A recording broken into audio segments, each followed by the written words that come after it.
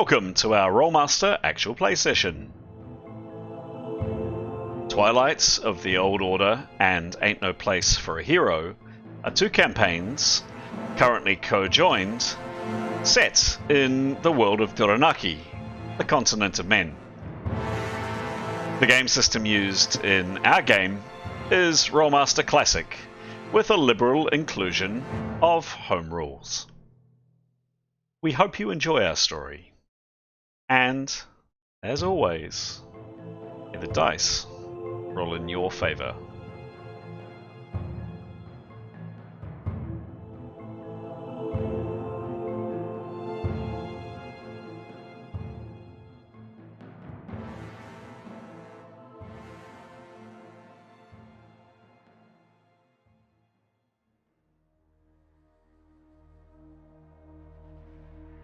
This is episode 93 of Twilight of the Old Order, and episode 71 of Ain't No Place for a Hero. The two parties are on a desperate quest to recover two more Arcane Loadstones, which they hope will lead to their escape from the strange, multi-dimensional place known as the In-Between. Rejoin our heroes as they do battle with a massive undead cave worm they have disturbed in their exploration of the second floor of the Vault of the Righteous Wing.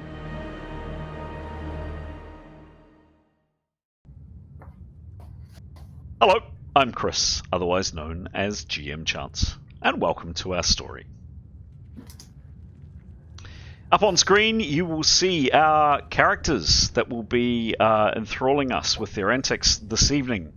There are quite a few, as you may note, for regular viewers, and I'd like to just make a massive shout out to our regular viewers. Thank you very much for your very kind comments, for your engagement, and just for generally supporting the channel. Really appreciate it, guys, and keep the comments and the questions coming. So for those that perhaps are not aware, this role-playing game is currently combined with... Sorry, can I just ask someone to jump on mute just for a second, please? So I'm just getting a bit of feedback. Thank you. Thank you. This game is a combination of two campaigns, two stories set in the same world that have combined together. So six player characters in each game, and with a total, as you can see on screen, of 12 PCs. And in a second, I'm going to ask each one of the players to introduce who they're going to play. Just to reiterate, really big shout out to our viewers. Thanks for all the support, and yeah, we'd love to hear more from you. Don't forget, we also put up regular polls touching on which rules topic we're going to review or quickly touch on for 4 minutes each session, and the occasional other polling question that comes up as well. So do keep checking that tab channel. Alrighty, no further ado, we're going to kick off with Anthony. Go for it. Kia ora, everyone. Tonight I am playing two characters. First one is I'm playing Jada, who's a very tall and beautiful human Arab woman, and she's a lay healer. And it's definitely don't leave home without your healer, which has become invaluable in this trip to the upside down. We have a question for tonight. If Jada had to mix her professions up as a healer, she'd actually go for a more fighting type profession to blend in with her. She's feeling a little bit underpowered in that space, but obviously her healing has been paying dividends of late. Excellent. Yes, I play Jada on behalf of Star tonight, but my character I'm playing is Ascalion, or Askel for short. He's a tall half-elf warrior mage who comes from a port city, and his favourite weapon is his trusty cutlass. If he had to mix his professions, he is a warrior mage, but I'd actually love to push him a bit heavier into the magic space and probably more in offensive magic. Just to bulk and beef that up, I think he would be quite useful. But that is Askel and Jada. Thank you very much indeed, sir. And yes, well spotted. So at the beginning of each game, earlier in the week actually, before we start playing, I sent out a list of 3 questions out to the players to answer on about their character. It could be a whole manner of different things about their backgrounds or their wishes, their likes, their desires, their opinions on something. But it just provides a bit more depth and a bit more understanding and a bit more insight into who the character is.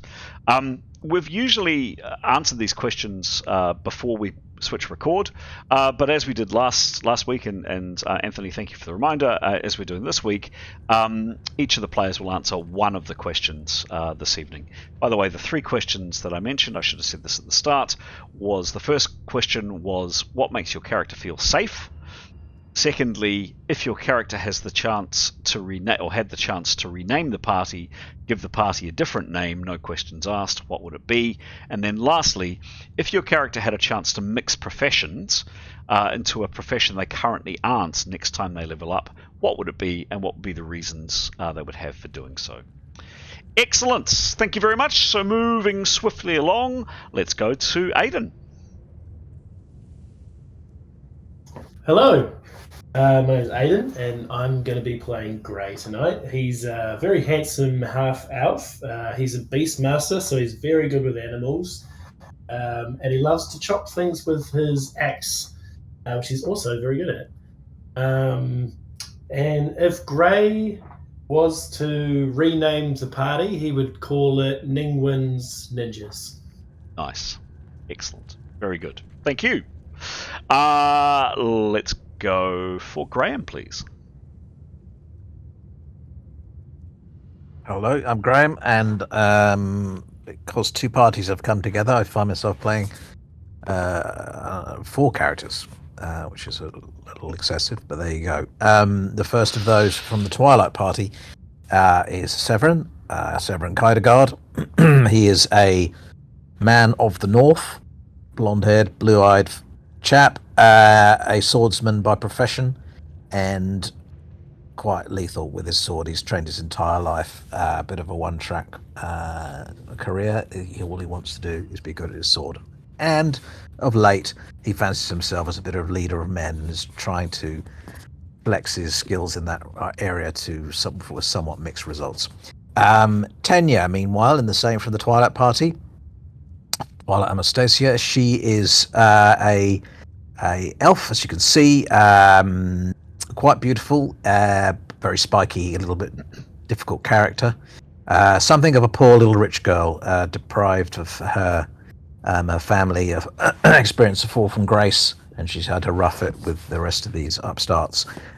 She is a hunter by profession. She mixes her stealthy skills with her ability with a bow.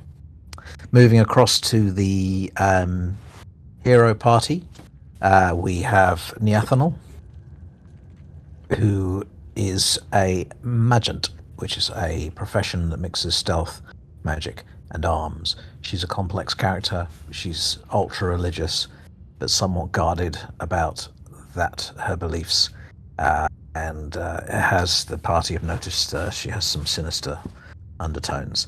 Then moving lastly to Etienne, who is a holy warrior called a genitrist, or a type of paladin.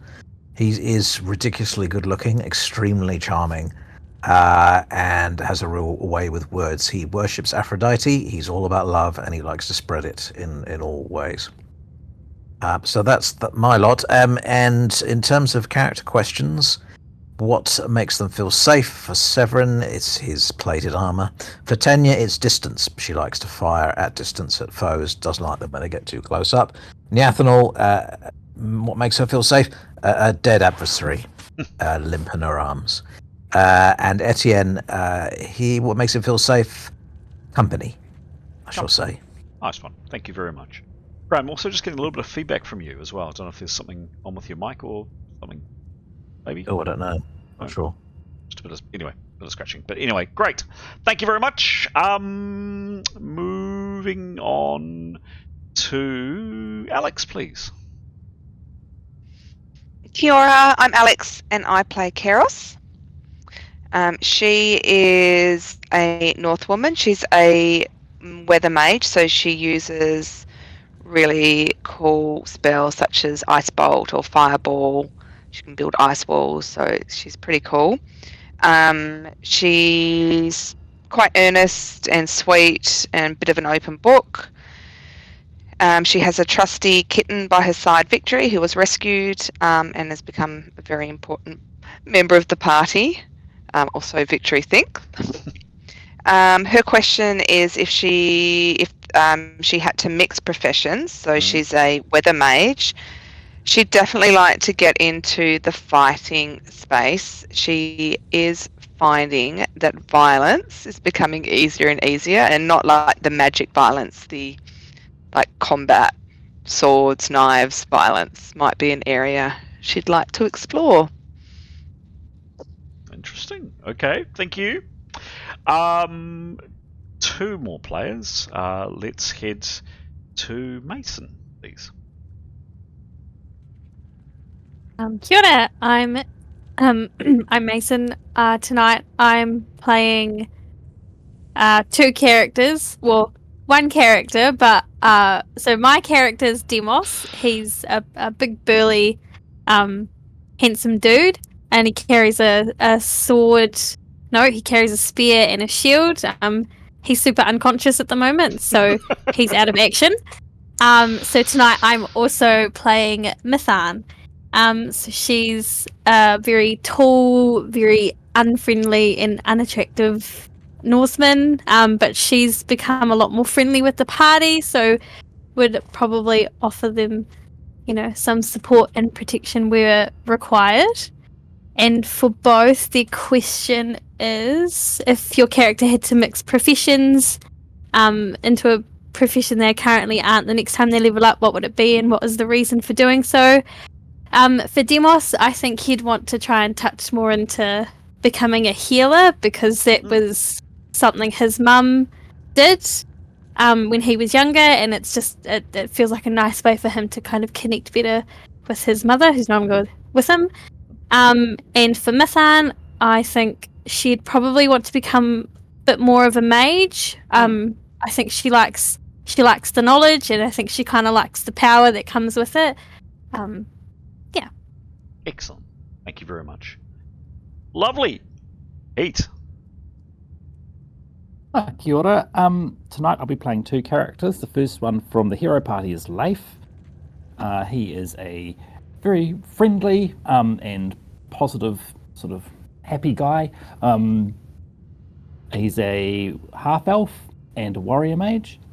The question for him is, if he was to mix professions, what would he be looking at next? I don't know if he'd change it at the next level, but eventually he would actually like to become a bit more of a scholar, eventually. He's quite intelligent, but hasn't had the opportunity to educate himself, really. So at some point, he would like to settle down in an exotic place and do some book learning. Perhaps not useful at the next level, though. Got a wee way to go on this adventure yet, I think. The second character we're playing from the Twilight party is Nicholas. He is a common man and a mentat, which is he's a user of the mentalism spells. Quite an unassuming sort of person. And the question I'll answer for him is, what makes him feel safe? Well, not being attacked by monsters or undead, for a start. But his usual safe place is sort of in a university, in a library, quiet. That's the sort of person he is. But in this, when adventuring, he certainly feels safer with a group around him to protect him. He's not at all sort of proud, and certainly sees the role of him being in a group as to have stronger people to protect him. Basically, he's not shy about putting him, running to the back and hiding. Basically, but also he feels safest when he's not being noticed by anyone. He works hard to be overlooked. Basically, Excellent. yeah. Marvellous. Thank you, Pete. And thank you, everybody. Well met all. sad each time, but it's absolutely true. This is one of my favourite parts of the game, just getting to know your characters a bit better. Fantastic. So, an update on where things are at. If we switch to the map, you should all be able to see that now. I might go to the large map actually. Just checking, you can see the map okay, guys?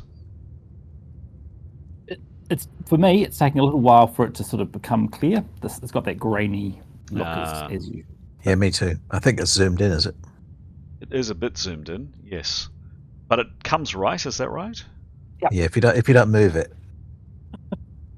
Is this a new phenomenon, or is this has it always been like this? I think it's been like it usually, but just have it sort of don't really notice, and it's functional. Okay. You can see it enough personally. All right. It's more impressionistic. There you go. Okay. We were doing that a bit last week as well. Okay. Well, let's see how we go. Tell me if it obviously gets too tough to see. All right. So do my usual quick recap, and then ask any questions to qualify, and then we're off.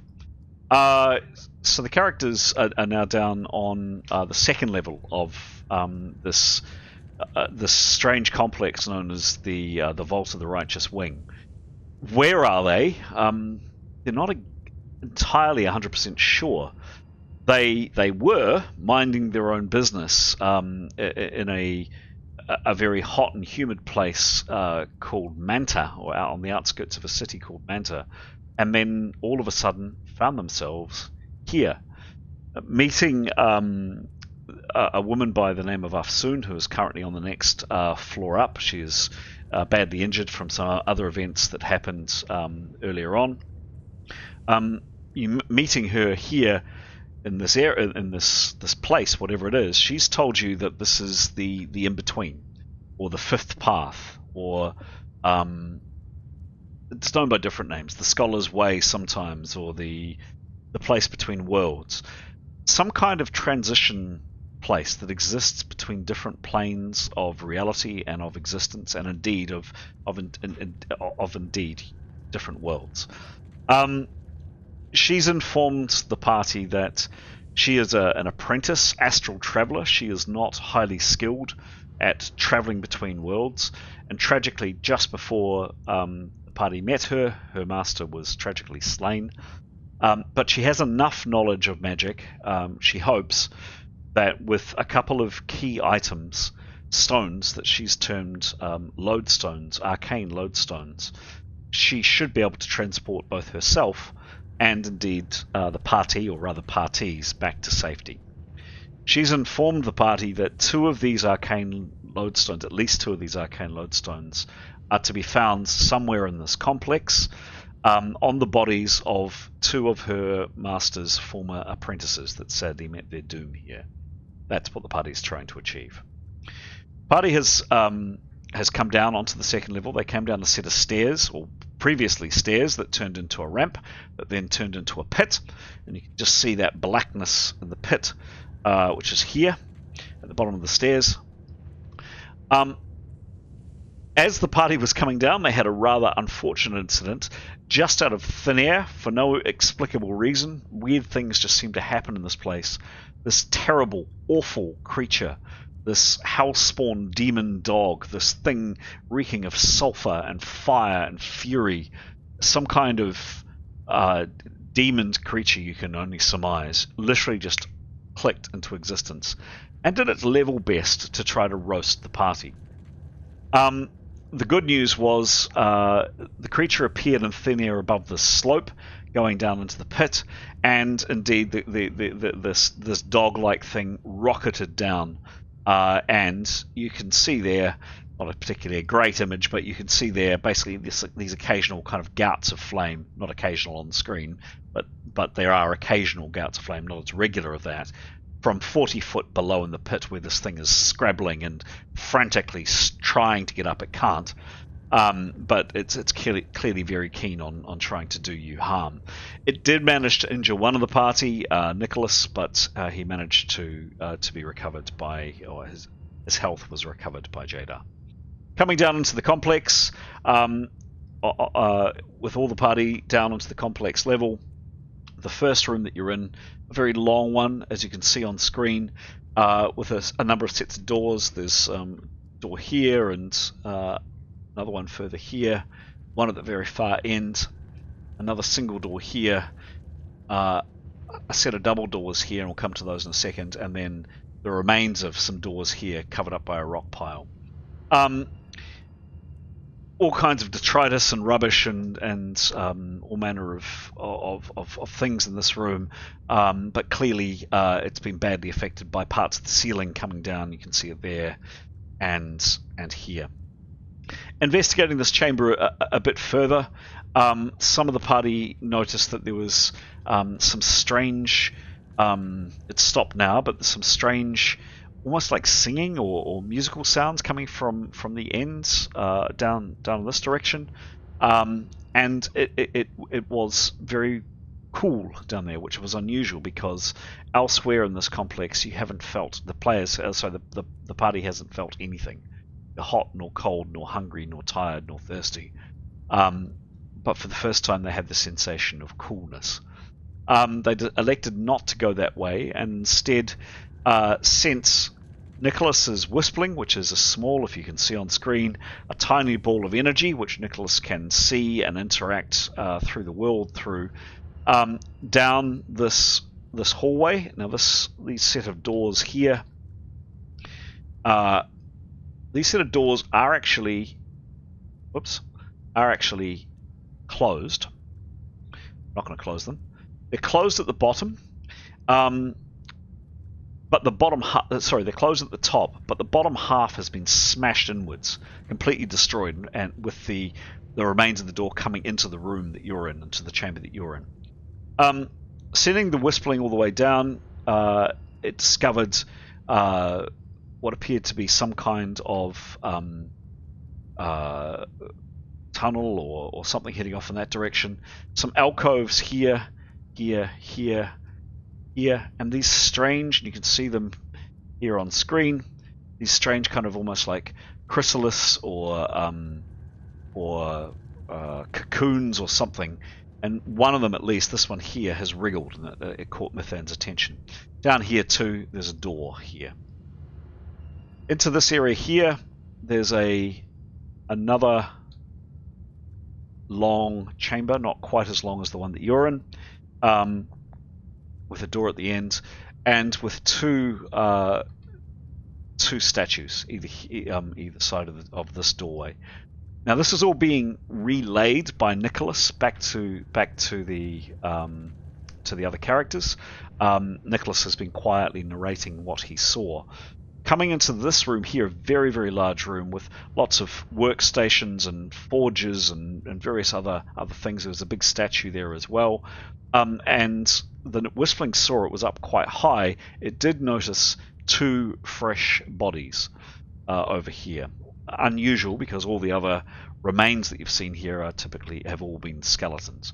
And these two individuals look as though they're they look like they're two people that are unconscious. Critically in the middle, and you saw as I moved the camera over, there was this gigantic, hideous, colossal worm thing, and you can see it in the chat. If I scroll up a little bit in the chat, there's an image of it right there. This thing here on screen. Absolutely massive, loathsome thing, 35 foot in length, with these strange kind of feelers or legs or something, spiked implements underneath it, and it looks as though at first glance when Nicholas saw it, it was dead. It looked like it was incapacitated, and oops, you couldn't actually see that in the chat. Hang on, to a view that you can see it. There we go. You can see it now in the chat. So Nicholas was pretty convinced that this creature was in fact dead. However, just at the very last second, the Whistling caught a hint of movement. One of these horrible legs on this thing just caught the slightest glimpse of it, moving. And then it made a noise. Nicholas hurriedly withdrew the whistling, informing you all of what he saw. And just as the characters were making plans about what to do next, the two archers, Tanya and Mithan, with their bows, trained down this length of this corridor, said the words that you were all dreading. It's coming. And indeed, this hideous worm thing has started its crawl towards you. It's not hurrying. It's going at about a walking pace, making these strange kind of noises as it comes down towards you. It's going at, as I say, at about walking pace, and it has allowed the archers to loose off a couple of arrows each, and also for the weather mage Keros to blast it with some ice magic. But yet this thing is coming on. Took 2 rounds to travel this distance. It's right at the door now, at least those that can see it. That's where we're about to start the game.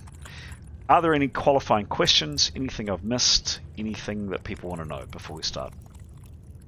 Just in the chat, Chris, I think I noticed. I think if everyone's in agreement, I think that's where in the chat was where we ended up standing. I don't think what we got there is quite where we left it, but in terms of positions, but obviously anyone else can say they're not there, but I think that's where we left it. Okay. So either side of the door, and then a group behind the statue, but over to the others on that. Okay. Why don't we? Great, thank you. Why don't we, as each? So I'm happy to move the characters where appropriate. So if you've had 2 rounds, you've had 20 seconds to move, or to position yourself where you want to. I'm very happy to position characters where you wish to on your turn. Well, actually, no. Let's do that before the round starts. Good point. Let's just go around each character. Keros, is this where you were? That's where I had you last, but are you happy to be? I think I was kind of there. Cool. Yeah, that's fine. Yep. Mithan? Yeah, she was. She would have wanted to have been back behind the statue more. Yep. But also, question was that. Sorry, Mason. I was playing her at the end there, and her bowstring broke. It did. And so the thing said, you lose 6 rounds while restringing the bow, or 2 rounds while drawing a new weapon. We decided it was 2 rounds to draw her sword and shield was okay. But can she move during those 2 rounds is another question. I'm going to say no. I'm going to say she's kind of a bit confused and a bit confuddled. So, yeah, I'm going to go no on that. I'm sorry, Pete. No worries. So she's out of action, I think, for 1 more round, this first round, because she got 1 arrow off, then the bowstring broke, and then she'd have a 2nd round to try to compose herself. Awesome. Thank you. Yep. Great. Hang on, I'll just adjust that for Mithan. There you go. Great. So, moving to Nicholas. He broke from that formation, and he did want to be over by the door. So where he is now is okay. Correct. Yep. Great. Cool. We had Jadar here. Yep. Happy there. Cool. Yep. Now, Gray, you were kindly being played by Anthony last time. We had you there. Is that okay for you? He had his axe and shield out. But I'm happy for you for him to be moved wherever you wish. No, I think he'd be wanting to be up there chopping away. Okay. Cool. And just as a side, Aiden, I'd quickly message you, but he casts a shield spell, so he's got a magic shield up as well. Nice. Cool. Righty-ho, Graham. Severin is nearest the door, onto the right of it.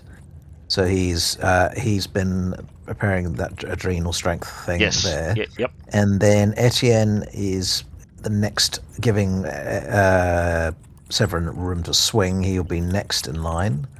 And then Niathanal behind that. she was looking down the corridor just to get a sense of the corridor that was coming down, but now she's moved off to the side. So about where she is, yeah? Yeah. Okay, yeah, cool. Yeah, that's And cool. excellent, thank you. And then lastly, Askell. Sorry, it's a bit rainy for me. Where is he? Yeah.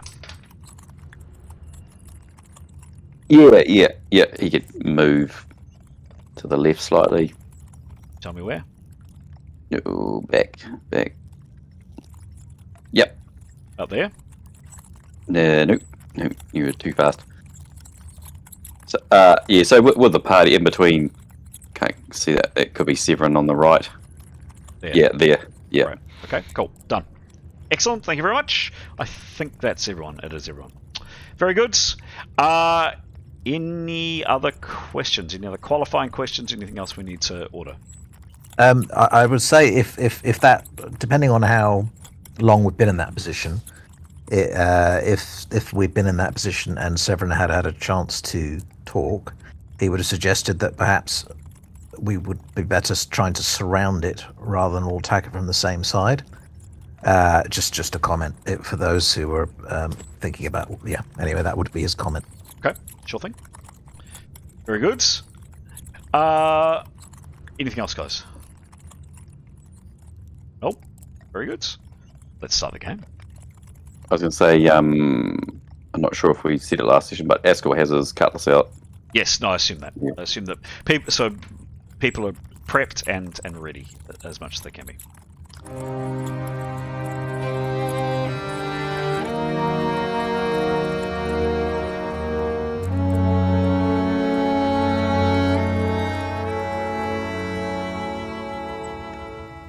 And we are off. We're straight into the action. And first to act is Neathanel. Neathanel, what do you do? So she's been preparing for some time, Mm-hmm. and so she'd like to sort of gesticulate and make some strange noises and cast a spell. Go for it.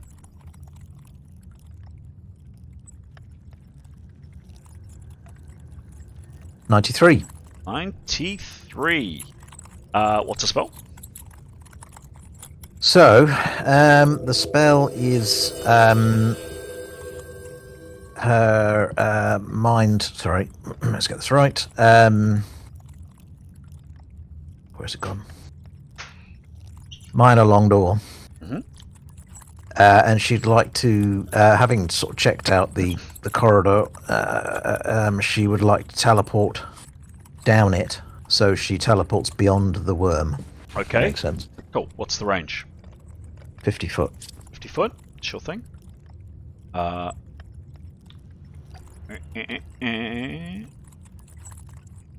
So, whoops. She is here. Why is that not going right? Right, close enough. So that's approximately... Can't really see that. It's about 50 foot there, so somewhere kind of here-ish. Yeah, in the middle of the corridor. Okay. So, boom. About what there? Yep. Brilliant. Cool. So And this, if there's does she have anything left of a turn, or has she got 10%, or? yep. So casting a spell is 75%, so she has 25% left. She would just obviously like to get her bearings and then sort of move with the remainder, so she's sort of within striking distance of the.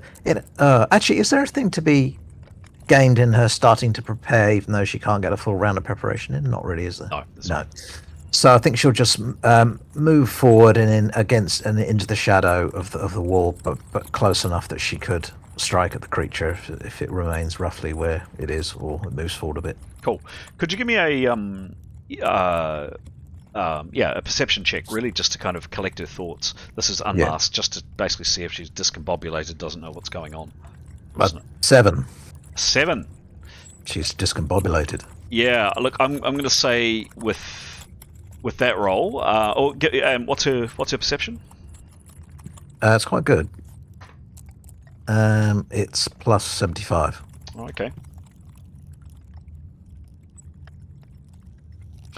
Yeah, I'm not going to say she's at a huge minus or anything, but I think with such a low roll, despite her skill, she's just a bit dazed when she's arrived. So she kind of collects her thoughts for a second and stands there, so she doesn't get to move the remainder of her turn.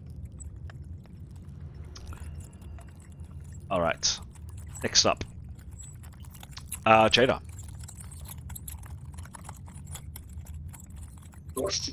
Jada really can't do anything. She just remain in a defensive position. Okay. Yep. Okay, cool. Yep. Just wait to see what happens, really. Sure thing. Keros. You are... Keros, just to give you a sense of how much you can or can't see. Now, remember the doors are closed at the top, open at the bottom, so you can probably see a bit of this thing through the bottom of the open doors, and it is literally just at the threshold. What do you do? She's going to throw an ice bolt at it. She is. Okay, give me a roll. Yep. Now, she had 21 power points left, so do please keep track of these. Yep, go for it. Okay.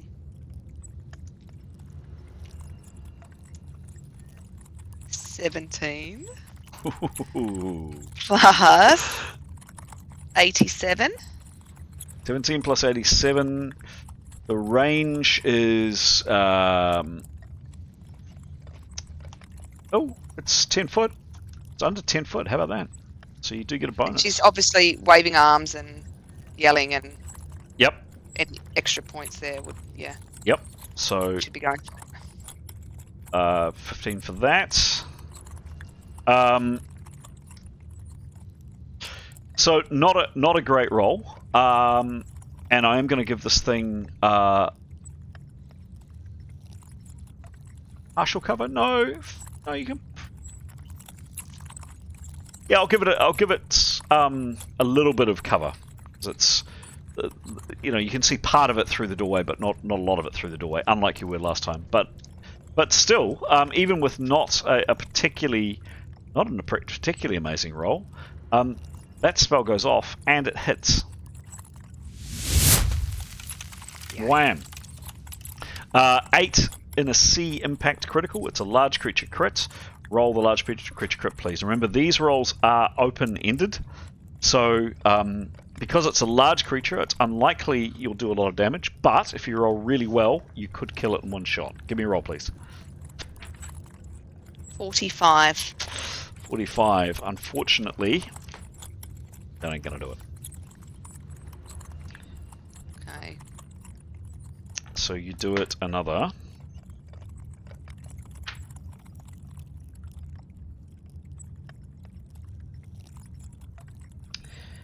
$45. You do it another 18 hits.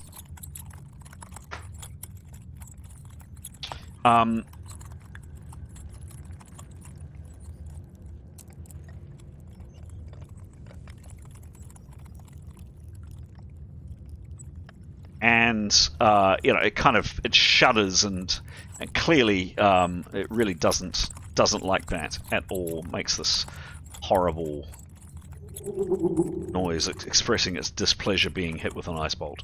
But that's it, Keros. Next up is Gray. Gray, what are you doing? Hey, he's got a pretty good line of sight to it, doesn't he? Yeah, right there. Bang. I was wondering if maybe he might try and cast a sleep spell on it. Yeah, sure thing. Creature. Yeah, go for it. Yeah. Okay. Cool. He's gesticulating. He's having a little sing. He's getting right into it. Now, did he? Yep, go for it. Oh, because at the start everyone's kind of like prepared and ready, I guess. But he prepared. I'm going to defer to the person that was playing him. Yes, people were prepared with weapons. But prepared and cast shield, correct, Anthony? Yeah, he did shield in anticipation, but he hadn't done anything post that. Cool. Yes, he's just going to go for it. Gonna go for it? Cool. Go. Yeah. Give me a roll. That's a spirit. 47. 47. So 47. Mm-hmm. 47 minus 30 because you didn't prepare. However,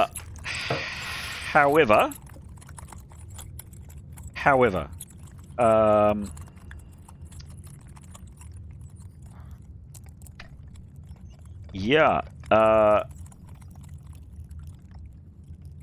What's your level, please? I think it's just gone up, so level 7. Once he sleeps, I'm afraid. So he got that. Oh no, he got that for the previous one. You're right. So level 7. I will give you that. Nice. But the skin of your teeth, that was not a spell failure. That was really close. Really close. It needs to... Okay, so you're that level, and it's that level. The spell... how would the spell sound? I think it's an arcane spell. Goes off. That might be a little bit loud, a bit dramatic, perhaps, for a sleep spell. Maybe. Maybe some twinkly lights. Like the eagle. Maybe that's a bit better. There we go. Like the eagle. Nothing happens, I'm afraid. Worth a shot. Worth a shot, sure. What does he do with his remaining 25%? I guess he'd be kind of braced for any kind of movement from it, and probably be edging slightly closer, just so that he's on that side when it comes through. Okay, sure thing. Askell. How far away is it? Sorry? From Askell, it is 10 foot away. It's almost within spitting distance. It's horribly close. It stinks. It is repulsive. It is horrible. This thing is nasty. Right. He's going to prepare a spell, but does he need to do transient armor first before preparing, or just prepare and then what's? So transient armor takes place the round the spell is cast. Okay, cool. He's going to start preparing this round. Done.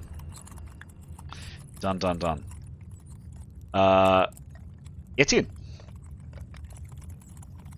Etienne has also been preparing for some time now, and he would like to cast. Preparing for 2 rounds. Give me a roll. Was it just 2? Okay. Well, it was 2 rounds when this thing started coming along. Oh, that's right. Yeah, no, it would have been then. Yeah. So making noises, Mm-hmm. Or flinging his arms around. Mm-hmm. 34. 34. Plus 15. And what level is he, please? Yes. He is 7th, isn't he? 6th, sorry. 6th. That's a really good point. I'm not sure, now I think about it, I'm not sure if semi-spell users get their base spells. Anyway, we've been playing it so far, so 7th. Okay. Cool. The spell goes off.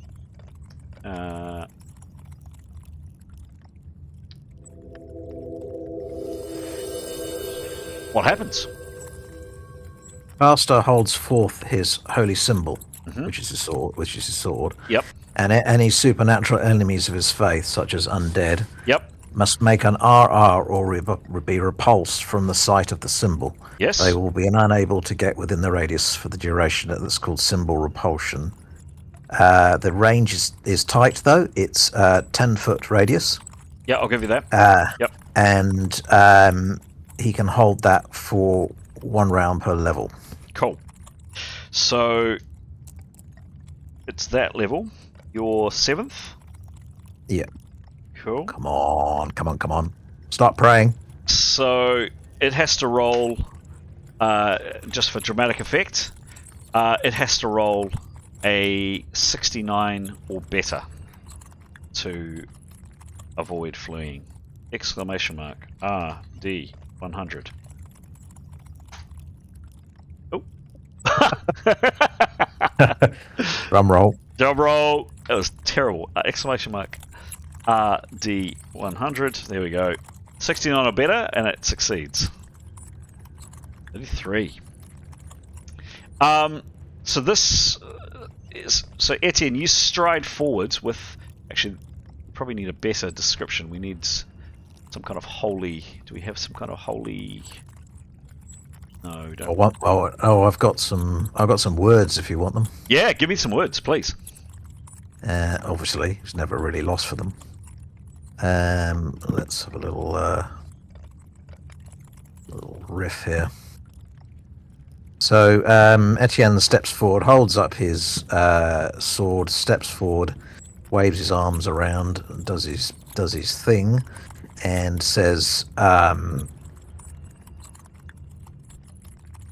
"Do we allow the living to violate the sanctity of life with impunity? We do not. Do we stand while profane desecrate everything we hold good and true? We will not. Will we permit those who suck every life force from our hearts and the right to exist a second longer in this fair world? We shall not. Join with me now. Trample, burn this abomination. Tear away the enchantment from these lifeless husks. Teach the world that a malediction attends those who violate the territory of our heart to unclouded glory, for love, for peace."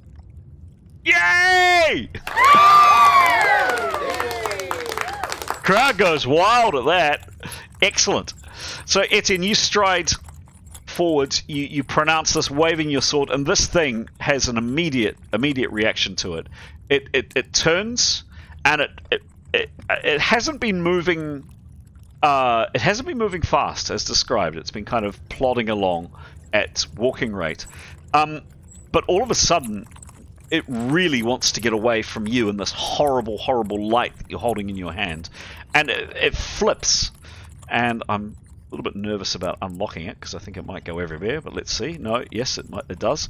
It flips, it turns, and it basically somersaults. It goes up on its haunches.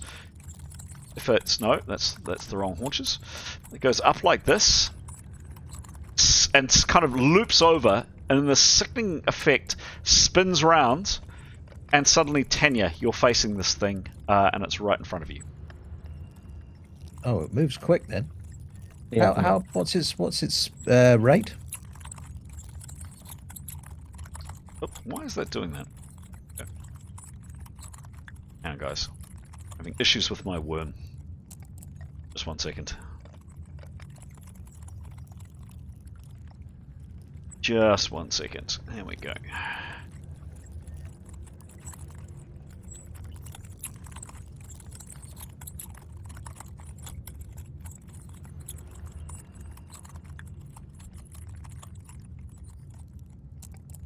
Oh, that's what I wanted.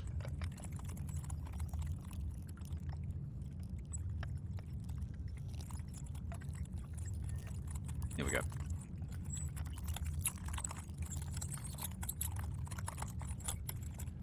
Right, coming back to you now. So it flips, it turns around and spins, and on its turn, it will act. But it's spun around and clearly is not like this. Now facing the other way. Obviously down on the corridor. Nice work, Etienne. Mithun. Yeah, Mithun, you've seen this. Etienne, you had 25% left to act. What do you do? I think he would go forward with his sword and follow it. Okay. So he's got 20. It's kind of turned and is about here. It would be within striking distance, and obviously not this round because you've acted, but you could get up to basically its tail if you wish. Yeah. Okay. So in through the door. Oops. To about there. Cool. Mithun, you've just seen this happen. You've seen this thing kind of loop the loop around and quite fast, very fast, and is now facing the other way, heading back down the corridor from whence it came. Etienne, after casting his enchantment, has moved forwards. What do you do? Does she still need to... She does. draw her weapons? Yes, she does. Sorry, she's out of Okay. action this No, round. that's fine. She'd keep doing that. Keep doing that. There you go. Nicholas. Now, Nicholas, fair to say you're both the light keeper. I'm assuming you're the only one with the light. Yeah, you'd have to be. You're unaware of what's happened, obviously down the corridor, but you have seen Etienne move through into the doorway. Cool. He would be looking through the Whispling's eyes. Hmm? So I suppose he would see that through the Whispling's eyes. Yep. Yep. And he's going to attack it from behind with the Whispling. Okay. Give me a roll. Jesus. 1. This thing does. We decided could It fumble, has didn't before. we? Yes, it It has has. before. Give me a fumble roll, please. We decided it was like a punch to its face. Right. Oh, with a 14. Okay. 14. I don't think you're in too much threat there.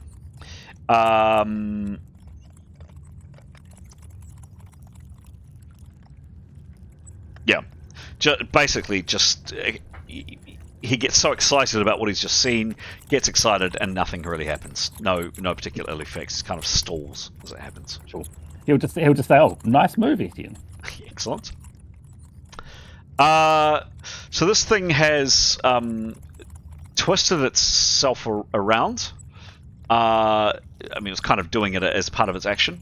It's spun around. It's taken a second or two to get its bearings. It kind of did this thing of flipping itself, and as I say, it flipped fast.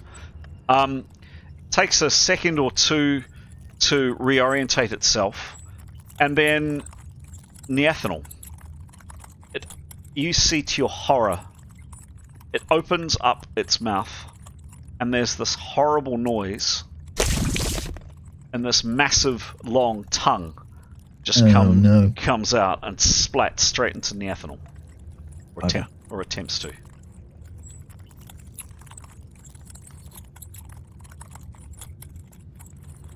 That didn't quite work out, did it?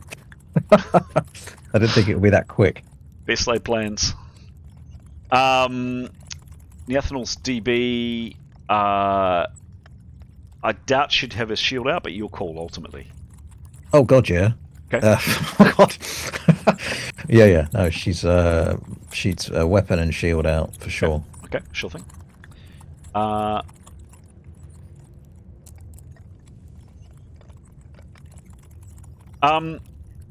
Amazing, absolutely amazing. So this horrible creature splats out with its tongue, and split-second reactions from Neathanel. Like she's just landed, she's just teleported. It's taken a second or two to kind of get her bearings, and then this thing has just flipped around in the corridor. It hasn't moved towards her, but its massive elongated tongue has just lashed out. And it's all that Neathanel can do to just bat it aside with her shield. It was actually the shield that saved her. And this kind of slimy goo is coated her shield. But she manages to be unaffected. Would I estimate how long the tongue was? You don't know. Long. Severin. Well, he's been preparing his strength thing, so he'd like to kind of launch into that down the corridor and take a swipe. Okay. So his adrenal, what's it? Yep. Give me. Tell me how it works again, please. It's 101. This skill. Yep. Go for it. This skill gives the character a +10 bonus on his offensive bonus and doubles the number of concussion points that delivers. At the end of the preparation round, the character rolls a 1d100, adds applicable bonuses from table 7.14, and adds his skill rank. Cool. A roll of 101 indicates success. Cool. Go for it.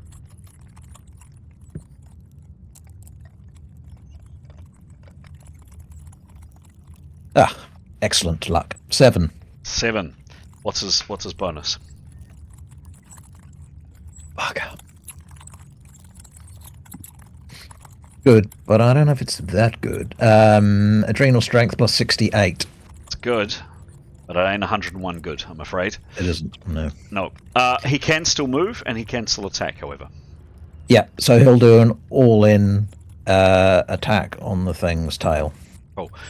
Just one thing, and I should have asked Etienne to do this too. The doors are half. So Okay. Etienne actually probably couldn't have got through. He could be in the process of ducking under them. I'll have to ask the same for Severin, a maneuver for him to come through. I'll say, they're quite tall doors, so it's not like he's crawling or anything, but he will definitely have to stoop to get under them. It's not a difficult maneuver, but the fact that he's doing it in a situation where there's tension, where there's a risk of failure, I am going to ask for a moving maneuver. So I'd say that would be probably a 30% action for him to kind of duck under the doors, avoid Etienne, duck under the doors, and then attack with his remaining 70. And he's moved a little bit as well, so attack with the remaining 60. And I would say the maneuver itself is... Here we go. Not particularly challenging. It's a light maneuver, all or nothing. 64. 64, sure thing. Now he doesn't get either a bonus or a minus because he's fully trained in armor. I think you and I have to have a separate conversation about armor, but let's go with +0 at the moment. So let's go just simply at 64. Very likely he'll do this. 80 or under, and he's good. Just duck under the doors. 20. 20, he's good.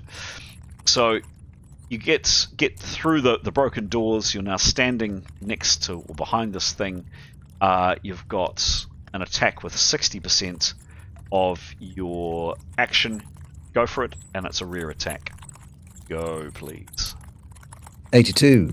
82, thank you. Plus... 60% of 147. Yes. You want me to work that out? Hang on. Yes, please. Did you say 82 was the roll? Yeah. Wow.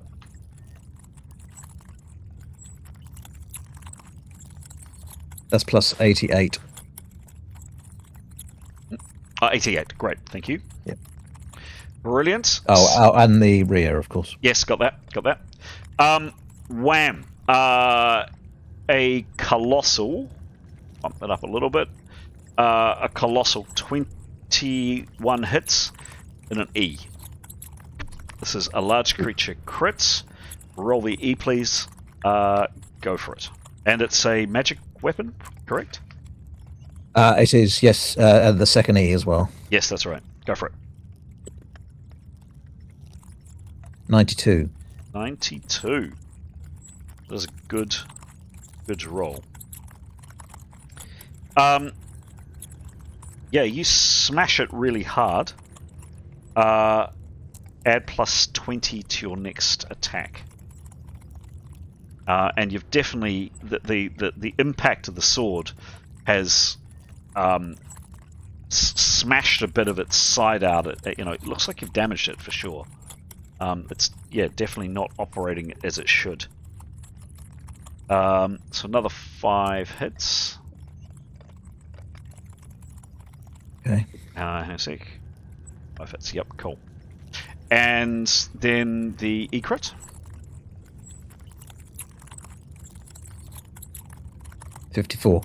54.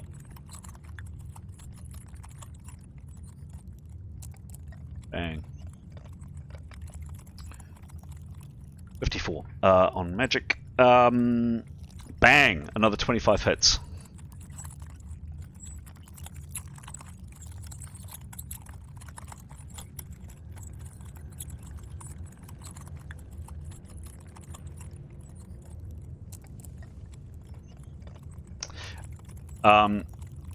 Severin, you power through the door, you smash this thing from behind. Definitely that first smash with the sword, it's damaged something. Like a section of this creature has kind of got caved in. One of its legs, its claws, its whatever it is damaged. It has many of them, admittedly, but you've definitely done it some damage with that swing. Nice work. Tanya. Can she move and fire? Would she get a clear shot if she could? No. Depends if she's wanting to hit the creature or Severin or Etienne. Neither. Well, no, the creature, but neither Severin or Etienne. In that case, she will move forward, go under the door, and set up a firing. Press herself against the side wall, so giving herself an angle on the tail that wouldn't, where she can shoot it without hitting the other two. Does that make sense? It does. Whether that, I think it unlikely for her to be able to gain such a position because the others are obviously dancing and fighting in front of her. But she can certainly move. I suppose I'm thinking of the alcove there, whether she could duck into that and fire laterally at it. She doesn't know the alcove's there, of course, but... Oh, she should have looked down there, didn't she? Good point. Yeah, no, she did. Okay. So firstly, get her up under the door. Yes. So what's that? It's very close. It's 10 foot. So could you give me? It was the same for Severin. So it was a light maneuver to get under the door. 41. 41. Cool. And her movement and armor. Is. She wears soft leather. Yep. Plus 20. Cool.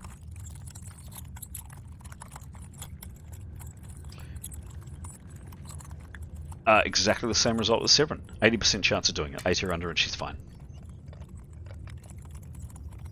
36. 36. Yep. She is good. So yep, she comes in here and sets herself up about here. Yeah, I mean, if pressed against if the tail is extended beyond that alcove, she'll go right up against the wall of the alcove. Just try to get out as much out of the way as possible. Sure That thing. makes sense. Yep, cool. So kind of up to there. Cool, done. And obviously lines up a shot for next time. Yep. Sure.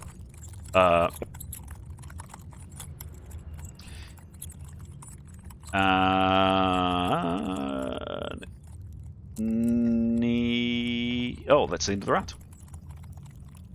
Time for me to mention it's 8:05. How does it get to 8:05 so quickly? Pete, we're going to play on for another round, and then we're going to come back to it. But thank you. At the end of this round, definitely. Thank you. Neathanel, you are first up again. This thing has just tried to slime you with its tongue. You find yourself here amongst these other cocoons. What do you do? She's going to run away. Okay. Yeah, so she's going to run back through the door. Those doors, I mean, are they...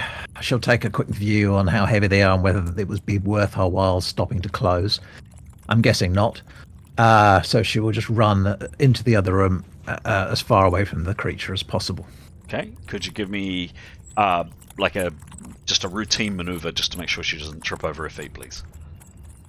26. 26. She is fine. She can run up to double her pace this round. She comes through here. She is operating at the very, very, very bare... So, just to give you a sense, that's what she can see. Okay.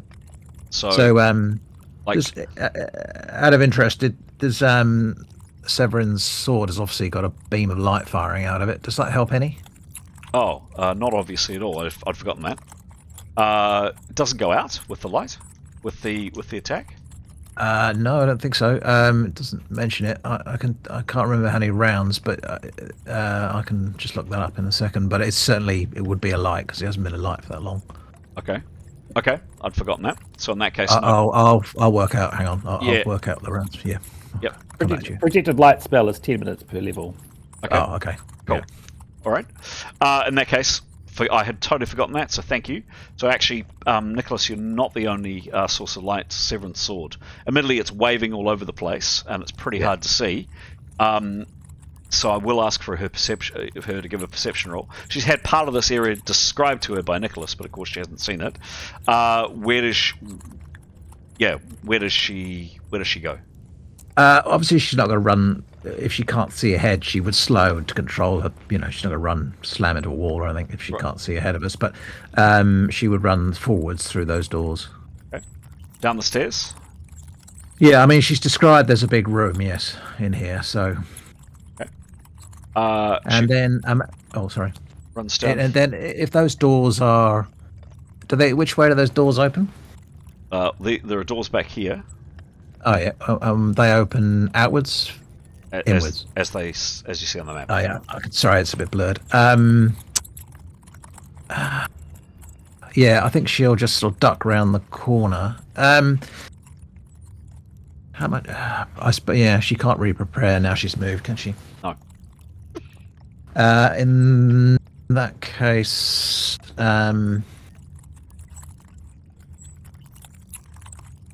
she'll move as far as she can, see, and then she'll edge her way forward into the room.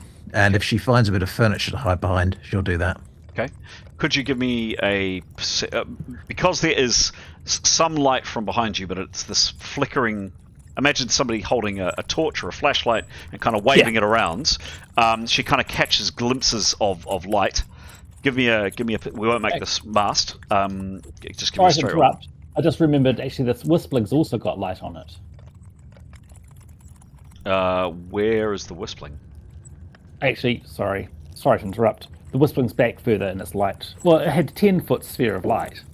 Okay, there'll be some light, and she is elven, so her vision is better, but I'm still going to ask for an unmask just to kind of see what she can see, basically. Give me a roll, please, Graham. 6, but she's got a good plus. Plus 75. Okay. She really doesn't see much. The lights dancing down here, this horrible thing's creeping towards her. You can hear the sound of it. She rushes into this room.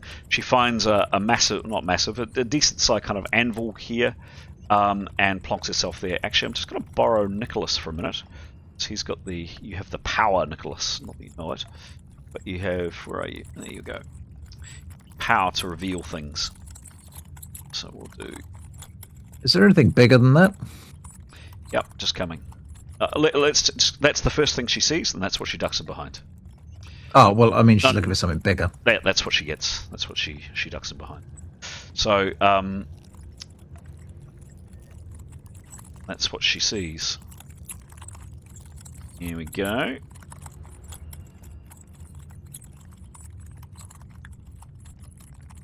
And I mean, obviously she's trying to get away, so she'd rather go to the side rather than stay in the front, if that makes sense. Yep. Cool.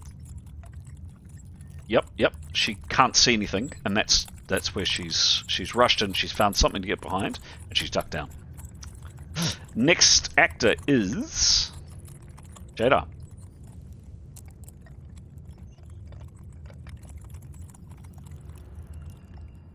All right. She's still gonna hang back with the main bulk of the group. Yeah. Okay. I think cool. just defense action. Alrighty. Cool.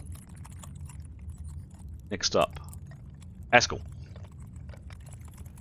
Right. He is. Is it a full percentage if he's preparing a spell, or can he move as well? So preparing is 90% action, and you've got 10 afterwards, 10% afterwards. Okay. Yep. Oh yeah. So he'd prepare for a second round, and then use the remaining 10% to move forward. Cool. Okay. So kind of inches his way closer up to the door, about there. Yep. Next up, Etienne. Etienne, you've just seen Severin come up beside you. He's walloped this thing. He's hit it pretty hard. You've caught a glimpse of Tanya ducking in beside, and has come into this alcove. This creature is now facing the other way, desperate to get away from the symbol that you're holding. What do you do? Whack it with it. Whack it with it. Wallop it. It's a tried and tested plan. Excellent. Is this a slaying weapon? It is not. Okay, give me a roll. Now he's got negative 20 because he is using it in his offhand. Because for those viewers that haven't seen, unfortunately, Etienne has not had a great time and lost his hand recently. Go for it. Yeah, it is magic, but it's not holy. But it is a holy. It's his holy weapon, but it's not magic. I don't know if that makes any difference. It's his holy symbol. So anyway, It's holy. Okay. Yep. Got it. Go for it. crap though. 13. Scene. It is a rear attack. Oops. Plus 117. Cool. Does that have any? I don't know. I'm just trying to. Does it make any difference for this holy thing? Only holy is this holy symbol. I don't know. Anyway, just no. So there is a category in the game. So you know how I've described for large creature crits, you can either have a normal weapon, a magical weapon, a mithril weapon, a holy weapon, or a slaying weapon. Right. However, holy arms is specifically, it is kind of a separate thing. It's like, I'm going to say, let's go with magical, I think, at this stage. Okay. All right. You did it crit. 8. Cool. 8 and an A. Roll the A, please.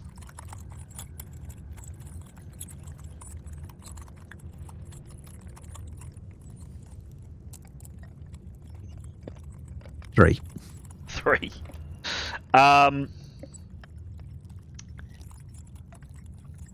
you want the good news or the bad news?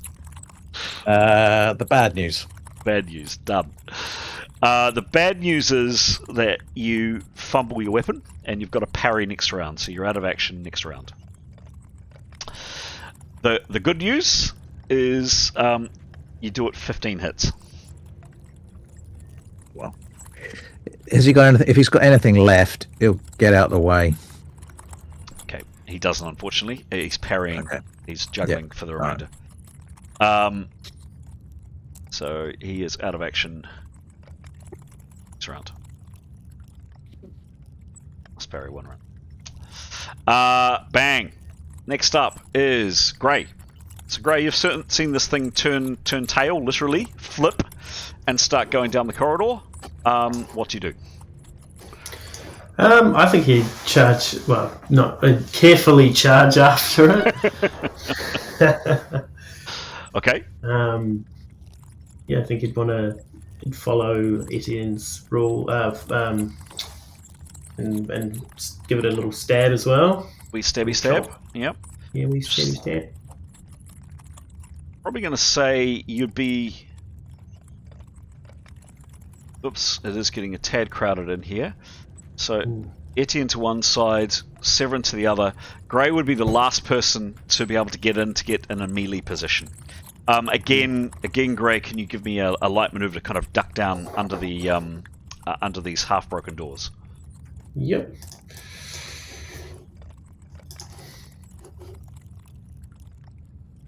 $61. 6-1. Yep. Excellent. And what's his agility, please? Plus. His agility is plus 20. Nice. Cool. Nice and quick. Yeah. Doesn't even need to roll. Yeah, he's fine. So without even thinking about it, he's very skillful, very graceful, just nips under the doors.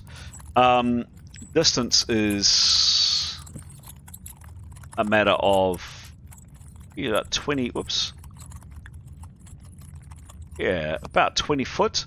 And considering you had to duck, so I'd give you a plus. I'll give you 70% of your attack on this thing. Give me a roll. Give me a roll, please. Can he use like 50% for attack and then 20% just in case for a parry? Yeah, absolutely you can. Yeah, you bet. Cool. Great. Okay. So his attack is 64. 64, cool. And I've got his hand axe at 99. Does that sound about right? Pretty sure that's it. I'm pretty sure you're right too. Oh, where are you here next? Yeah, plus 99. Cool. Gray, you hit it, but it's a glancing shot. You do it for 4 hits. That's it. Okay. Chunk. Just a Take that. take that. Or do we have a sound effect? Do we have a sound effect? It's probably a little bit over dramatic, but do we have an axe? There we go. Yeah, there we go. Close There enough. you go. Close enough. Nice. Nicholas. So Nicholas, you're seeing this happening. What are you doing? Gonna try and not fumble when it attacks this time. Alrighty, go for it. Please. Pasted a whole lot of stuff about holy weapons instead of my roll.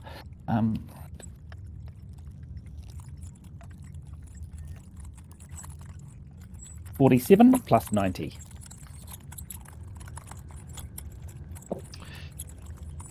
Uh, 2 and an A. Roll the A, please. 85. Goodness me.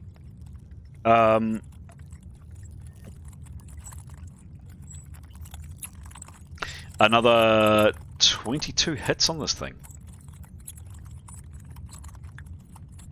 Every bit counts. Absolutely. Absolutely. 22 hits to a human being, that would be a massive amount of damage. You know, that would have hurt. It was, well, I don't know, maybe it's reduced. It is a small. Yes, good point. So, Yep. yeah. So yes, it would have. So it only did it 2 hits on the. Yeah, good point. Maybe I should have reduced the crit. Anyway, I didn't. You're lucky. Kiros, what are you doing? Well, I can't go in, can I? You can join the queue. What can I see if I'm just looking there? Sorry. So the door is. Oops. Damn it.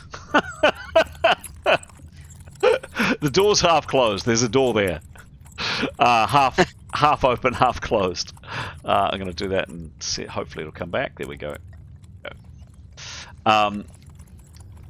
So the top half is closed. The bottom half is smashed open. Askel's kind of at the doorway. You've just seen Grey rush in, and there's been this kind of thwacking noise from beyond. Yeah, what do you do? I'd like to move closer for a look, but I'm guessing I can't get a shot off. Okay.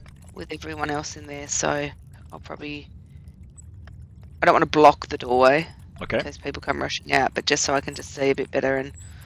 Okay. So like peer through. Peer, yeah, and just like prep. I'm not going in. Okay. I can't. Yep. So you see the sturdy backs of both Grey, your former favour. I don't know if he still is. I don't know. Who do you fancy more, Grey or Etienne? I don't know. Tricky. And Dad, i.e. Severin. And Severin's off to one side. The other two are kind of directly in front of you, and they're walloping this thing. Okay. I'll just prepare and just wait. I guess I'll call if I can't get in. I'll just wait. Done. Tanya. If she can, she would like to loosen an arrow at the tail of this thing. She doesn't have a shot, I'm sorry. So, how can she improve that? She would have to go out. So in my head, you've got a very closed space in there. You've got Severin here hacking at it. You've got Etienne and Grey here. Should have to go out, round, and shoot from round this side. She'd have to go into the next bay, basically. And is that possible? It depends if she wanted to risk getting squished by this creature, or as this creature goes past. Probably not. Okay. Well, she'll remain in position and look for an opportunity when the Severin moves aside to shoot. Cool, done. What's this thing do?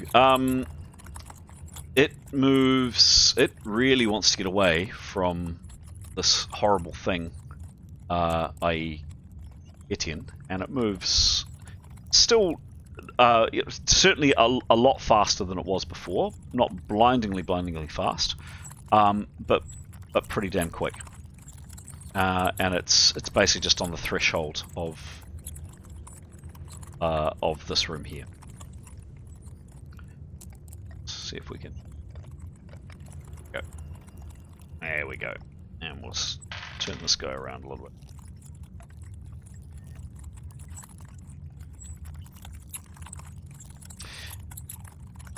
And you can hear its horrible legs kind of clacking on the stone.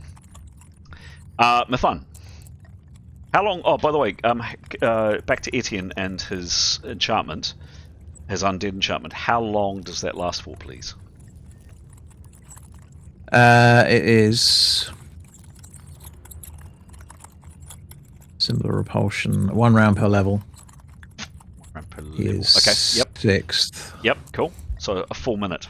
Yep, done. Cool. Mithun. What do you do, Mithun?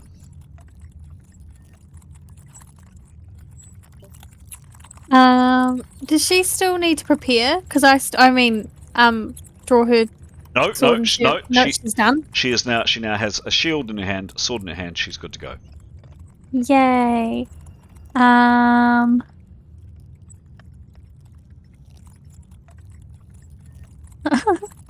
She can't. It's quite a small space in between the doorway. It's getting pretty crowded in there. Actually, I would give Tanya. Actually, I'd revert back to you. Your declaration of action was to wait until you got a shot. So actually, if you wanted to, Tanya, you could step out and take a shot.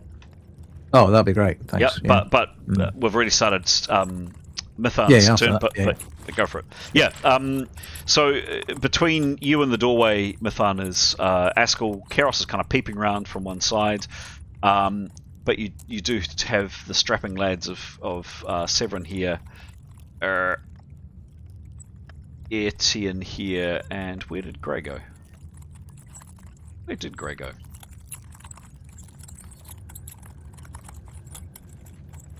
I don't know where Grey went. Grey is somewhere there as well.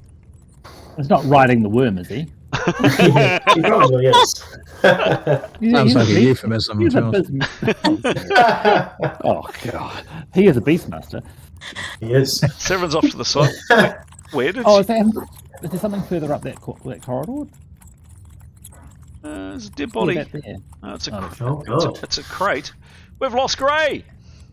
But he Help! He didn't get hooked up on the worm figure, did he? He might have. Hang on, I might just quickly take the map off for a second and actually track down where Grey is. There we go. We'll do that. I'll just do a little bit of secret squirrel GME stuff here. Oh, I can see him. He's top right. Thanks, Pete.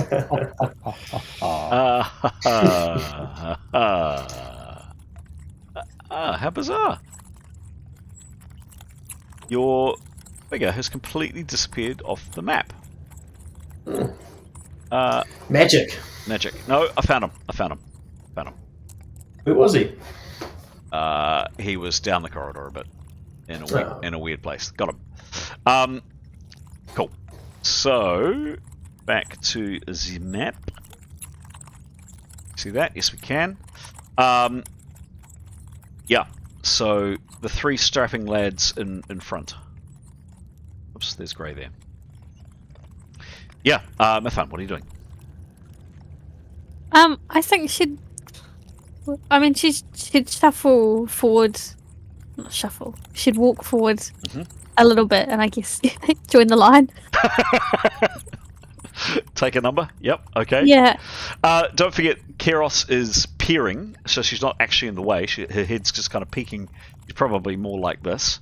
There would be room if Mython wanted to come in at the back of at the back here, but up to you. She's good. She's Yep. All right. had enough for one day. Yeah, fair enough. So Tanya, you weren't able to get a shot before. The creature was in the way. Severin was in the way. There was a chance of you hitting your companions. The creature has moved off. You've got an opportunity action to take a shot. I'm not going to penalise you for stepping out and making a rear attack if you wish. Cool. She'd like to use another one of her flame arrows. Sure thing. It's 40 foot away. Give me a roll. Oh, good. 78. 78. Nice.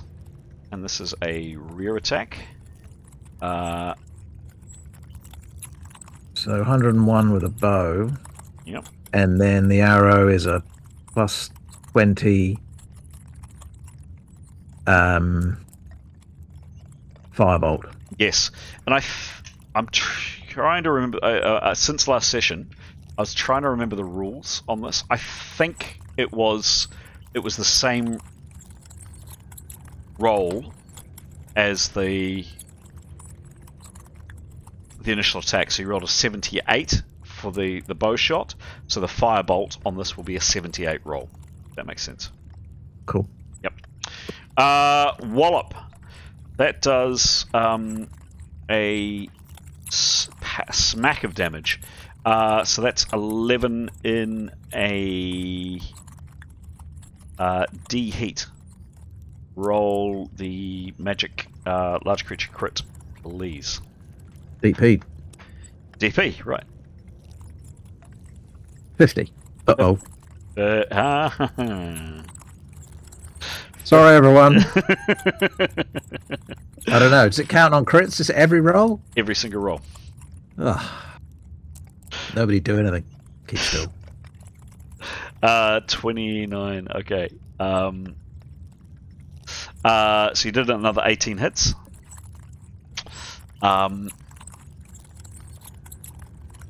And the flame attack on this thing is spells fire. Oompha. And rolling that again. So Tanya on that creature. So 78.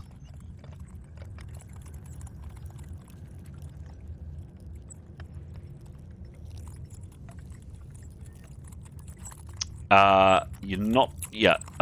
You do another 10 hits.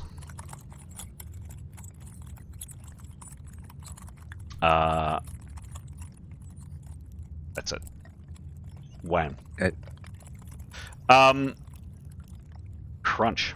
Next up is 7. Would like to hit it again, please. So it is. It's 40 foot away, so he'd need to run to get to it. So he'll have a minus on his attack. Sure. So give me just a routine running, please, just to make sure he doesn't trip. He's got his ever ready on. Yep. 77. 77, he's good with his running. Jogs up behind this thing. And Oh, sorry. He had a plus 20 to his next attack. he does. Great. Cool. And we'll come back to the 50 in a second. Actually, we should roll that now. I'm sorry. We'll keep that where he is. So remind me of that and roll what happens with the 50, please. 1. Isn't that nice? That wasn't your attack. Isn't it?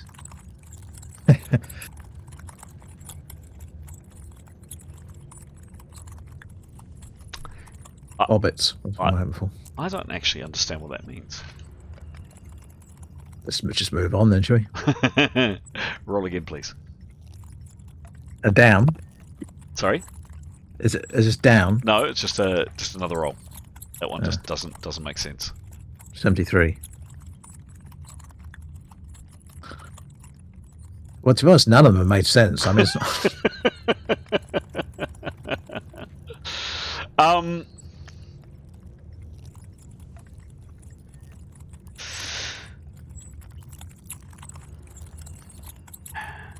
Yeah. I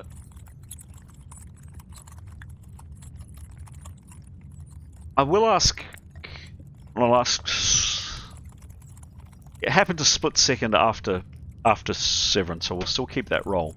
But for everybody else,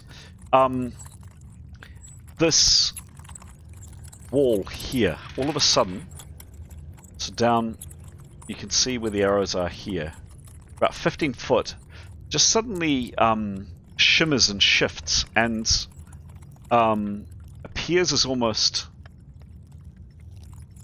a mirror or some kind of window, and there's lights and explosions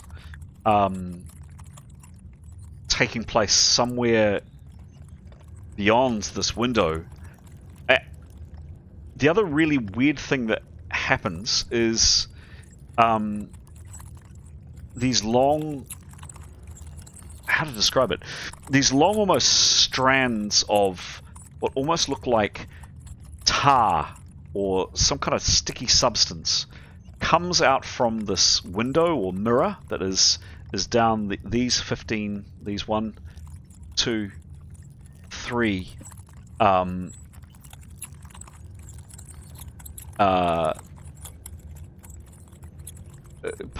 15 foot over those 3 flagstones that you can see. So coming out of this mirror, and the mirror or the window or whatever you want to call it is about 8 foot high and 15 foot long as described, and about 5 foot off the ground. What's really weird, if you look at the GM's camera, is you've got the wall here like this, but these strands of almost like, you think for a second, for those that see it, Severin, you don't, you've moved too fast and you're actually down behind the worm.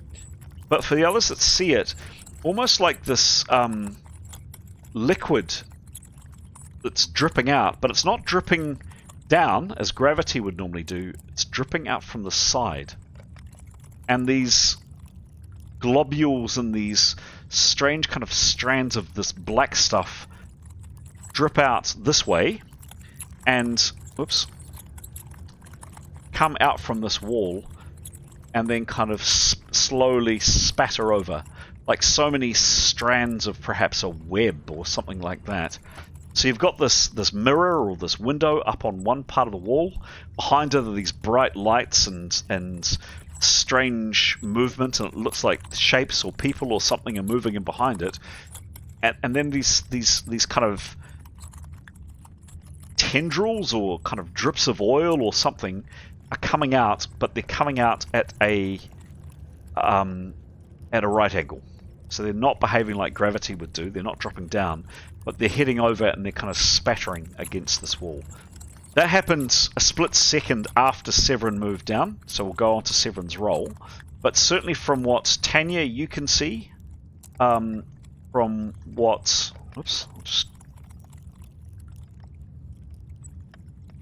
from Etienne, Tanya, and Gray, from 1, 2, 3 of these flagstones, there are just these weird strands of black stuff kind of just drifting off and kind of just spattering on the wall, on this far wall. Very peculiar. Severin, you successfully ran up.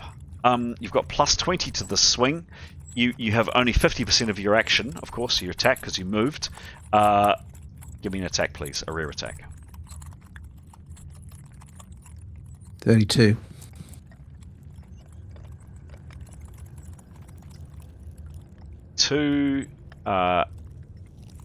And what's half of his skill with the sword, please? Half 147 is 74. Oh, cool. And then the plus 20 in the rear. Got it. Got it. Smack. Yeah, you hit it again really hard. 12 in a C. Roll the crit, please. Roll the 2 crits, I should say.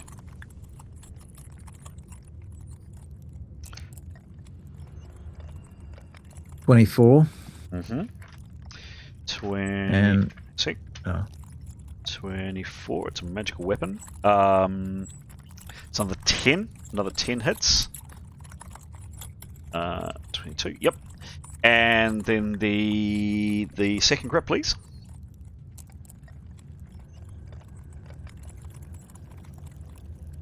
Fucking hell. 50. 50. Another one. Another 18. You're liking your 50s tonight. I'm not.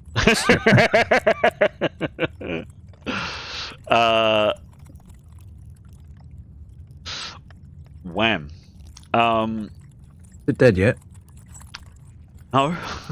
No. It's taken a power load of damage. That was another 18 hits. Let's roll your other 50, please, Graham. Give me a roll, please. 94. Let's hope it doesn't increase in severity. If it did, I'm going to claim my 1 back.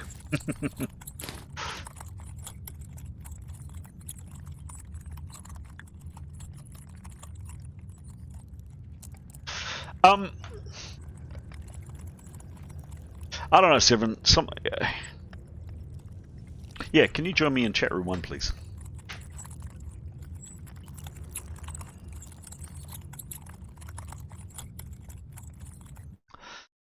So Severin's had enough. He's just absolutely. I don't know. There's something. Whatever reason, he's just going. No, I've had enough. This actually isn't real. I'm actually just dreaming. It's fine. I'm just dreaming. It's all good. I'm going to wake up, and I'm going to be on the beach in Manta, and it's just going to be fine. Can I please ask you to make a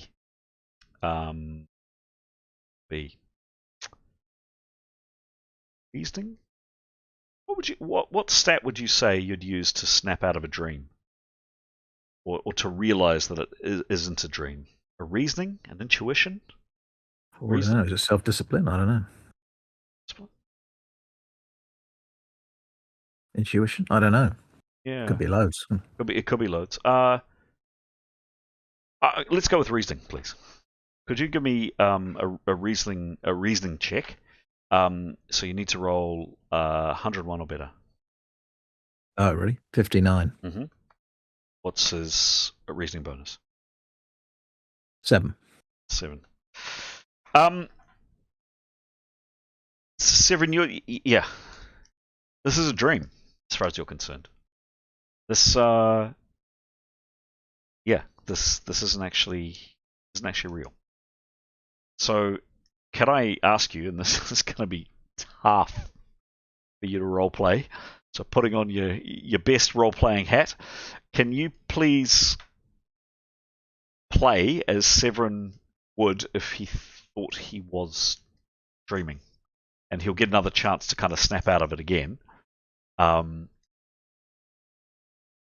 yeah, tough for you to decide how to play this. But in Severin's mind, he's convinced he's. So, a question, right? If you're in a dream, do you stop playing along with the dream? That's it. I mean, I don't know. Because just because you're in a dream doesn't mean you just give up, right? I don't. You know what I mean? Yeah, I do. So I do. So,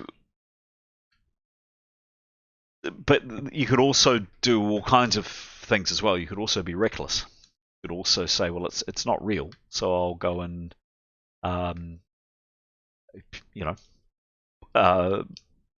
put a straw hat on the big worm thing or whatever. Up to you. Be creative, but I think Yeah. To be honest, though, he's just a swordsman, isn't he? And he's got a sword in his hand. You know, why would he stop doing what he loves doing? Ultimately, your call, but an opportunity for some good role playing.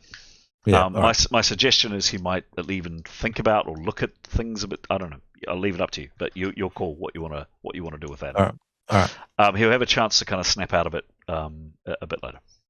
All right. Alrighty. Join you back in the other room. Nope. No. Alrighty.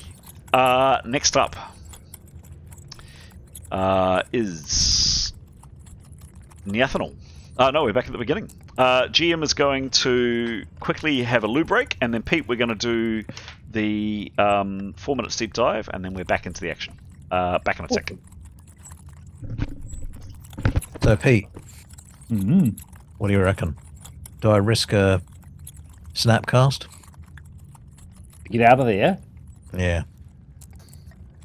Or do I just run away further? Into the dark, though, that's the trouble. The Wispling's going to be moving in after the worm, and it's still got that light spell on. But she'll move first. Not necessarily. She could have a waiting action. Oh, that's true. And I assume that the Wispling would have moved closer, would have moved up to attack. Oh, actually, yeah, and Severan's moved forward with his sword as well.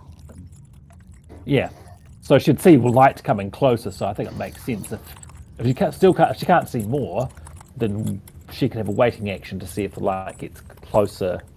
But having said that, even if I moved, it could still get me in the back of the room if it's moving quick, right? Right. I may as well risk it, right? I mean, no, but if you find cover in your turn, as long as you act before it and find cover, it won't know where I am. Well, it won't be able to have it won't be able to attack you during its turn unless it moves up to attack you. I don't know. Yeah, I suppose I could do a perception roll. Yeah. Alright, folks. GM is back. He's going to put a pause on the nasty sounding critter for a second. By pausing that. There we go. Across the screen? You have? Yes, thanks, Pete. Thank you. Actually, that may not matter because I'm going to, just for my little quick rule summary, I'm going to just share a screen, which is not the map. There we go. You guys please tell me if you can see this. I think you should be able to. See that? Not yet. Oh, yep, When I go watch stream, yep. You got it? Is that a yes? Movement and maneuver table. Yep. Brilliant. Thank you very much, Pete. Great. Cool. So taking a very quick pause there. On the excellent suggestion of Anthony, every session we deep dive into 2, 3, 4 minute in this case, into an aspect of the Rolemaster rules. I, as the GM, pop a quick poll up on the YouTube channel and ask people, our kind viewers, you who are watching this, to make a vote, put in a vote of what they'd like to learn about for this session. People voted last time, and the decision was to go with how the mechanics for movement and maneuver, or moving maneuvers work in this game. Relatively easy. So you'll see on that chart, and it looks horribly complex. It's actually not bad at all. So the way it works, and we've already had a couple of examples in this session already, is a character will want to do an action. So we had an example earlier on of one of the characters ducking under the door and then following on and making an attack in their round. So the process is the character describes what they want to do. The GM comes up with how hard that difficulty is. And you can see on screen, we have from routine to absurd. There are also some other categories as well. The table branches out, so you've got all the way down to mundane. all the way up to virtually impossible, and you have appropriate rolls on those to balance out how difficult or hard it is. That aren't actually on that chart. But you can see there's a range of results. So in the case of characters that had to duck under a door, it was a light maneuver. So it's hardly particularly taxing. It's not routine or really easy, but it's a light maneuver, and that's totally a judgment call the GM makes on what's in their head and how they see it working. The player or the character makes a decision of whether or not they proceed or whether they don't. If they don't proceed, then they cancel their action and they lose 10% activity. If they proceed and they want to go ahead, they roll a D percentile dice. So D percentile is a D100 with the chance of it being either open-ended, up or down. So either really potentially really good or really really bad. And then they apply a particular bonus. So in the cases that we've had tonight, we've just simply applied people's moving and armor bonus. So in Gray's case, he doesn't wear armor, so it's just based on his agility. In Severin's case, he does wear armor. He doesn't get a bonus, but he doesn't get a minus because he's fully trained in his armor. Depending on the activity, if you're tumbling, if you're climbing, if you're riding a horse, if you're doing something that involves movement and you've got a skill for it, your bonus for that skill would also come in here, modified by your armor. So in other words, if you're wearing heavy armor and you try to climb, yes, you'd get your climbing bonus, but you'd also get the penalty for wearing armor as well. And then simply based on your skills and the dice roll that you've got, you'll come up with a result there. And you can see some of the written text. It's pretty easy to determine. So for example, you'd have to roll pretty badly, so more than 200, for example, down on medium, fail. Plus 15 hits, you manage to break your arm and you're out for 9 rounds. Now that's a pretty severe result, and you'd be pretty upset about that, but you'd have to roll very, very badly for that to happen. But the harder the maneuver gets, the easier it is for something nasty to happen. So you'll see down at the same result, more than 102 down for absurd. Fall crushes skull, and that's probably not great. If you don't get a text result, you'll come up with a numeric result, and there's basically 2 ways of reading those numeric results. You can either, as I probably tend to favour, make that a percentage chance. So already this evening we've had a number of 80% chances or 70% chances or whatever to see if the character succeeds or fails. And then they roll, so the character then rolls the second time, and if they get under the percentage, they've succeeded. So I think we had 3 characters that wanted to duck under the door. They each had to get 70 or under. They got 70. They succeeded. So it can either be an all or nothing, so in other words, whether or not you succeed or fail, based on that number as a percentage. So for example, if you're trying to do a sheer folly maneuver and you roll a 66, you'd have a 5% chance of succeeding.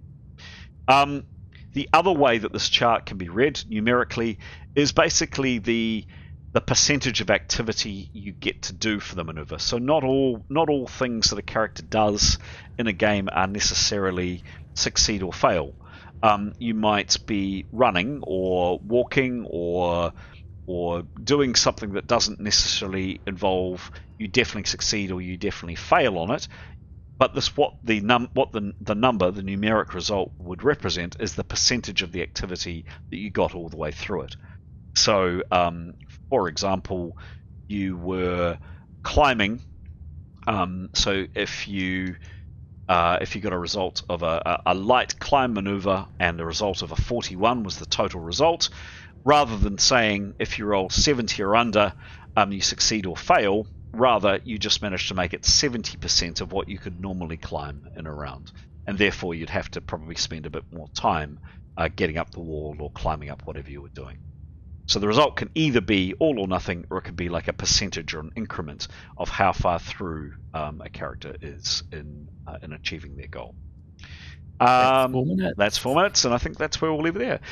The last thing is just you'll see on the chart, as with any Rolemaster chart or way of doing things, because of the open-ended mechanic. Even if you had an absurd chance, even if you were falling to your death, but the GM says, hey, you have an absurd chance to basically reach out with your hand and to grab onto, a ledge and just save yourself.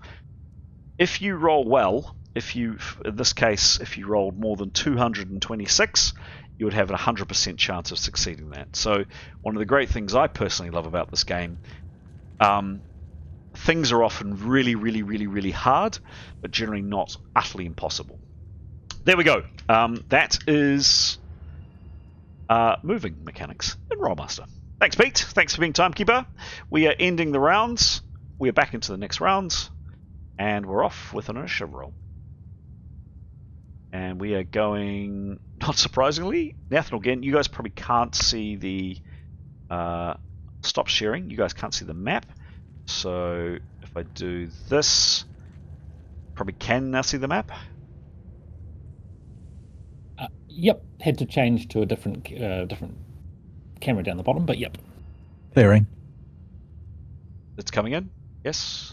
Yeah, it's very blurred. Yeah, a bit grainy. I can see outlines See outlines. of a scary-looking worm.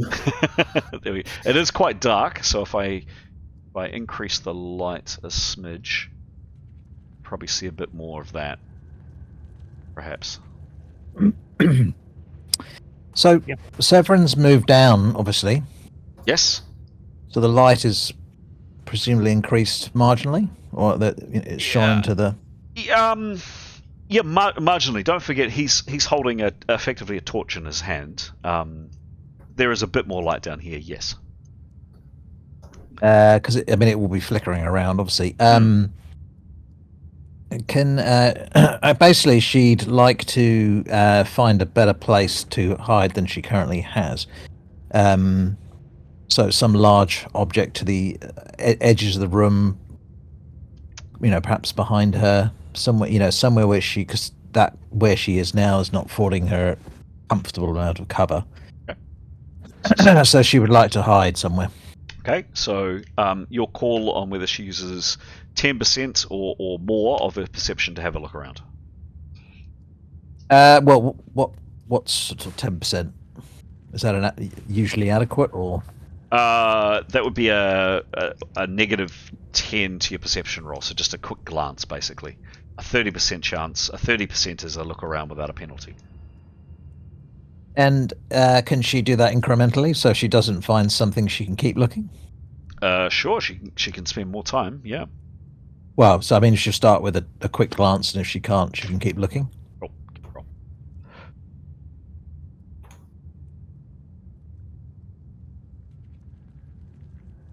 60.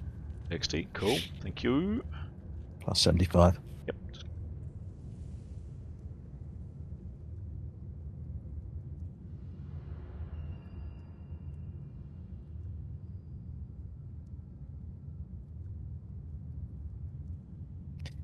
I mean, ideally, she'd be looking for somewhere she could hide that the thing would go past her.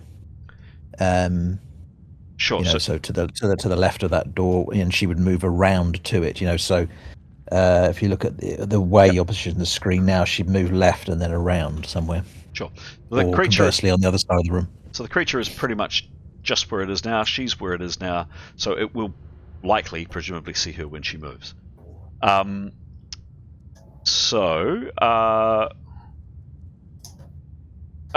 yeah, a quick glance over her shoulder, and she sees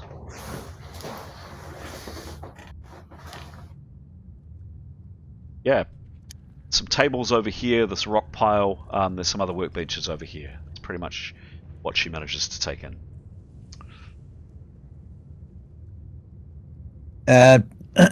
So I mean, if she starts, she doesn't see. Does she see the gap in the wall there? This one here?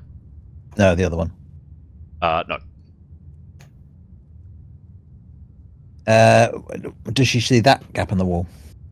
But that just goes some rocks here. Okay. Does she want to spend more than another 10% having a look around? Not from where she is now, no. What percentage of her, if she were to run down the other end of the room,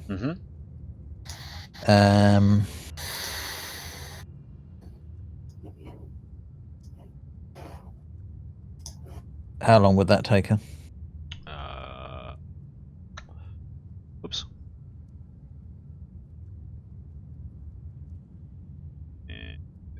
I mean, she would be running into pitch black, so she really would be running into God knows what. I'm going to say she doesn't know, really, or it's unless she has another look around. It's really hard for her to know. There is a bit of light from a guy holding a torch here, so some 40 foot away. That's flickering down. Yes, there's a little bit more light down at the end of this corridor, but this room that she's in, yes, we can see it. This room that she's in is pitch black. Elves can definitely see much better than humans with light, no doubt about it. But Could she delay? Sorry, but there is no light in here. Could she delay her action until in case more light appears? Sure. Yeah, if she wants to. Obviously, she wants to move before the creature does, but she's aware that other light might, she's aware of the whistling bouncing around. Because she can't run into nothing, but obviously she wants to get away from the creature at the same. Yep. Same token. Yeah. Okay.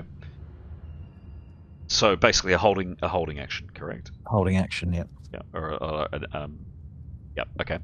So if it comes for her, she has an opportunity to move now, before it. If it's then moves and it moves towards her, what I would ask for is a conflicting action. Yes, she has effectively a holding action for it, and she would have probably the jump on it. But we might have to see at the time. So she definitely has a chance right here, right now, to move before it.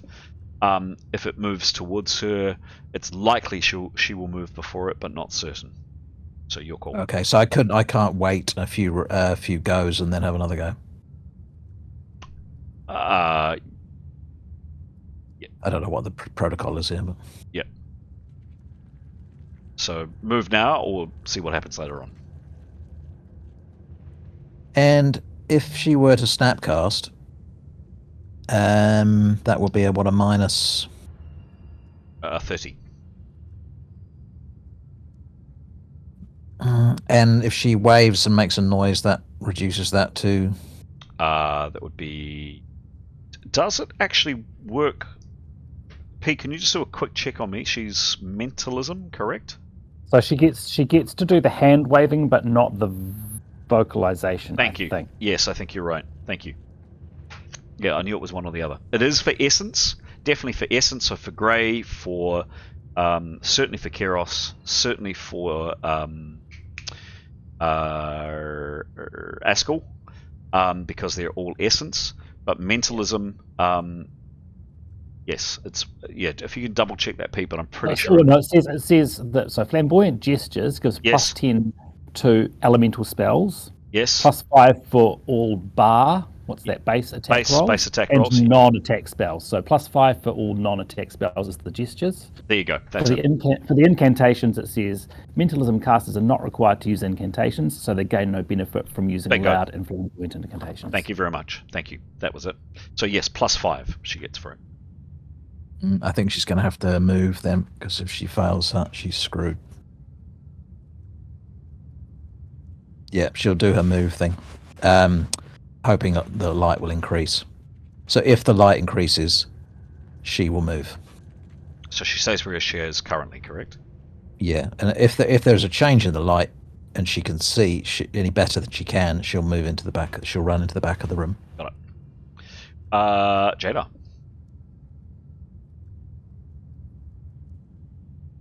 All right. So people are starting to move forward, so I guess she'll probably up closer by the door. Are the doors kicked open yet, or are they still just that half? No, they're still half. They're still half. No one's. Oh, yeah. Yep. Well, I think she would go over and just see if she can open the door. One of the doors. Easy. Yeah, these things are half rotten. They almost come across in your hand. Yeah, she pulls the doors open, no problem at all.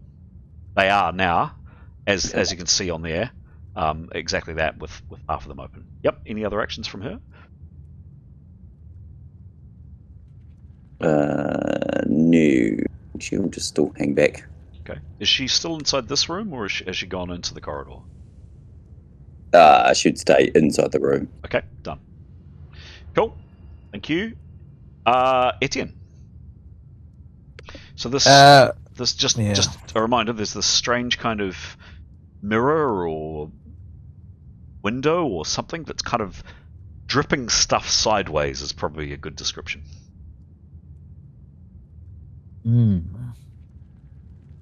Yeah, I don't think he's going to run into that. That would be just silly. I guess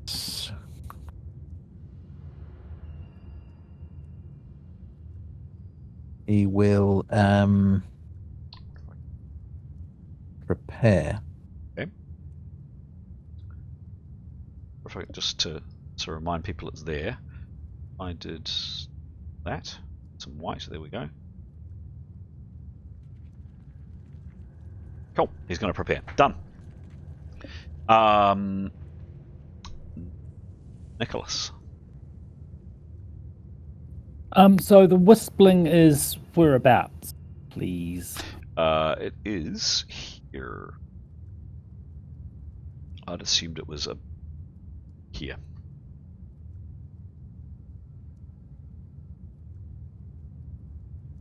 So is Nicholas aware of the dripping stuff?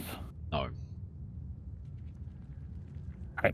He's going to want to move the whistling up as far as he can to attack the worm.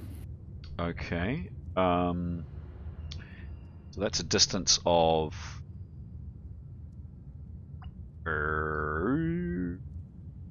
easy. Call it 20 or so foot. Give me an attack with say a negative 20 to it. Roll, please. 68. 68. It's a rear. You guys are just wailing on this thing. 68. Oh, it's a small grapple. It is a small grapple, which I do have. Plus 90. Yep. Just double check. That's a small, absolutely. So again, it does its 3 and a B. So that's a really good point. I should reduce the amount of damage that this does. Yep. Give me a roll, please, Pete. So you did it 3. Oh, 82. 82. Well, half damage is probably about right. I think that's fair. Yeah. More than fair, to be honest. 82. You do it another 11 hits, and you get plus 10 to your next attack. Nice. And so has the whistling moved up to about halfway along its back, or a bit further? Nope, it's moved up to kind of its tail. Oh, hang on, I'll show you. Okay.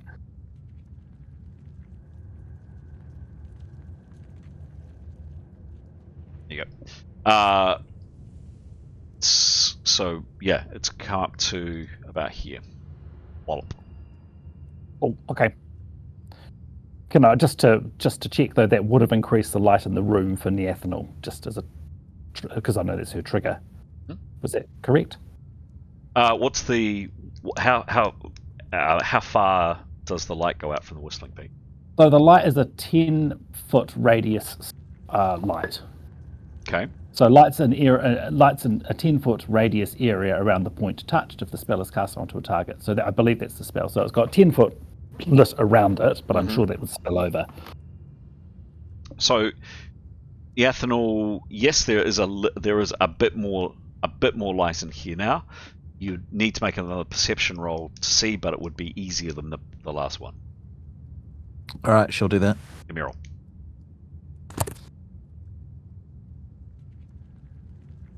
35 plus 75. Yep, cool. Okay.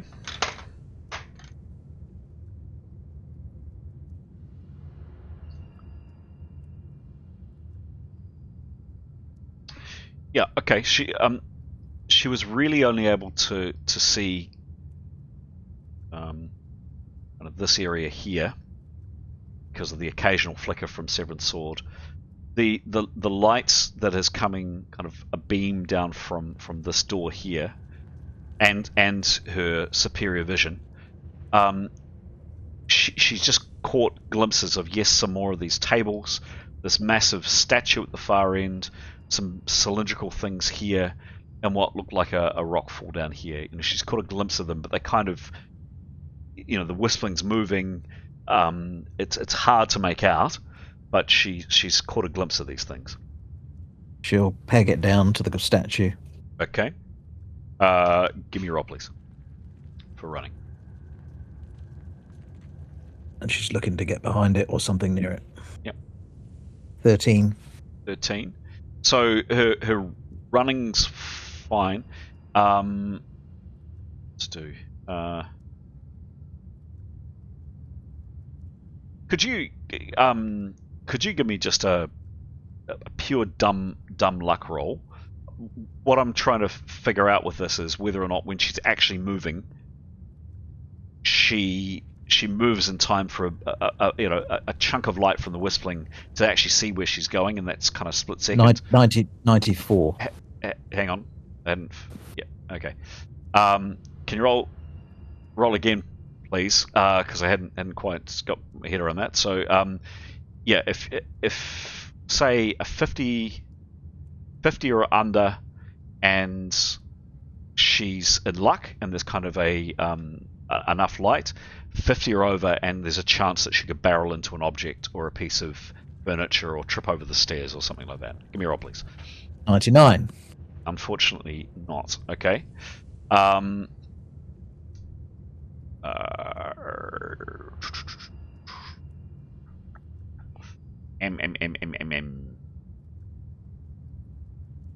Yep.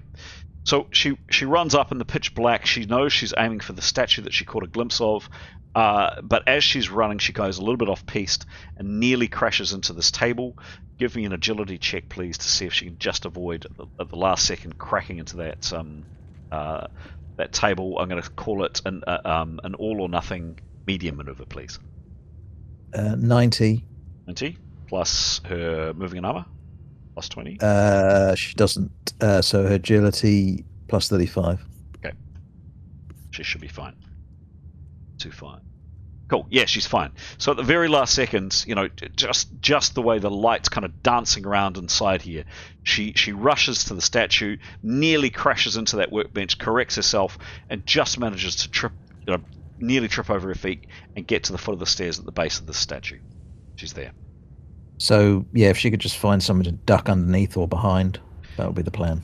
Okay. In terms of beneath or behind, probably her best bet behind is the statue, ideally, but yeah. Probably her best bet is to jump in here.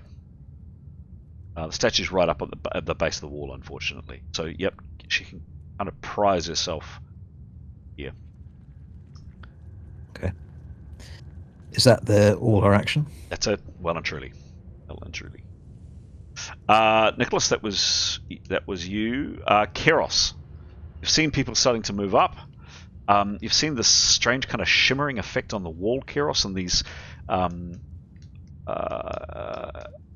Actually, can you? Where's your light coming from, Keros? That's a really good point.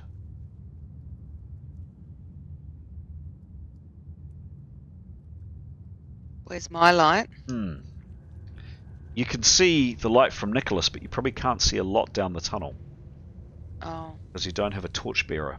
So you can see this room okay, but it's getting pretty dark down here, because Severn's got the light down here with his lit sword. The whistling is dancing around down here, but it's pretty hard for you to see, but there's something kind of coming out from the wall that you can see. What do you do, Keros? Well, she's not going to waste any power points on light. Okay. She's probably just going to hang, to be honest. Yeah, she's not going to venture into the dark by herself, that's for sure. All right.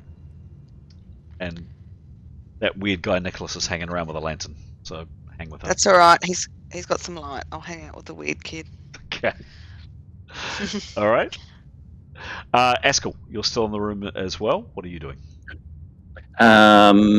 He's prepared for 2 rounds, and he is going to cast a spell. Give me a roll. Got to do his transcend armor first. Yes. Good memory. Thank you. Hang on. All right. Oops. Right one. Yep.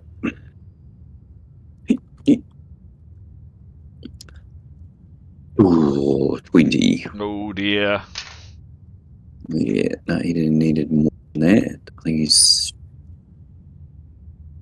Where's his transient armor?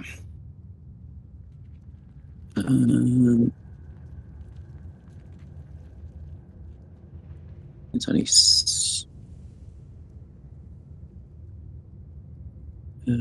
It's only 56 plus 56. Yeah, not quite. So, your call. You can either cast the spell and risk casting with a penalty, because in your mind you're still wearing armor, or you can continue to prepare. The way, kind of in my head, I imagine transcend armor working is it's almost like you're psyching yourself into it, and kind of when you get to a point where you're about to do it and then you don't quite do it, but you haven't lost the prep. So your call, your decision. Yeah, he'll have a go anyway. You have a go anyway? Sure thing. Yep.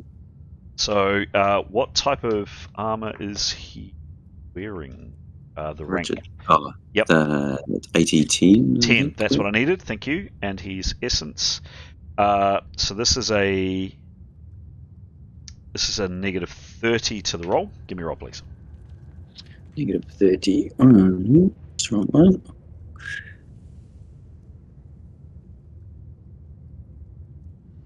Oh, 36. 36, negative 30.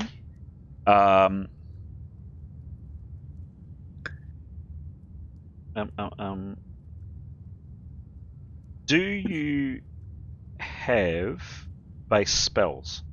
I can't remember if you have the skill base spells as a warrior mage or not. No, I had the attack directed spells, but that was only for shock bolt. Not base spells. I've been very. Oh no, I do have. I do, but it's only plus 6. Yeah, no, that's probably all you needed actually. Miraculously, amazingly, had you not prepared, by the way, you would have had a negative 60 to that roll, and that would definitely not have worked. However, you're in luck. The spell goes off. Cool. The spell was projected light. Okay. Yep. Yep. So that was coming off my hand. To light up the hallway. And light it up, it does. Suddenly, all of you down that hallway can see, quite dramatically so. Suddenly, it's a lot brighter down there. There's a flashlight coming out, and there's a decent amount of light going down that hall. Right. So I've got nothing left this turn? No, you do. You got 25%. Okay. So what can I see? Now it's all lit up. Sure. So this do a perception roll, more perception, or just. I'll give you what you can see if you wanted to try to kind of check out more stuff or see hidden more information. You can with a perception roll, but certainly at the moment you can see this strange kind of weird mirror sheen. Something on the wall, and Askell, you are absolutely certain you've seen figures moving around in behind. Is it a window or is it a mirror? You don't know, but there's definitely figures in behind there, and there's looks like explosions. There are kind of gouts of flame and weird things going on, and then there are these strange tendrils of liquid or smoke or something black. Things which are dripping sideways out from the wall. That's So that's down that 15 foot there. Mhm. You can see Etienne there, Gray there, Tanya there, and then in the distance, brave Severin down by himself with his sword. This little ball of light, which is the Whistling. That's it. Okay. If you Can I wanted to, do? sorry. Yeah, I'll do a more do perception just to Yeah. try to see if I can understand a bit more. Yeah, sure thing. Give me a roll.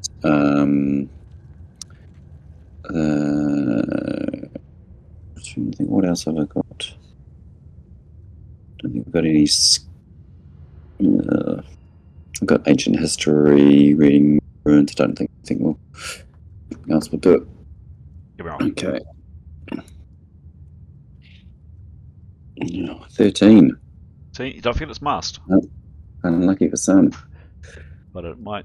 13 actually might be very good. Okay, and what's his perception, please? That's 25. 25. Okay.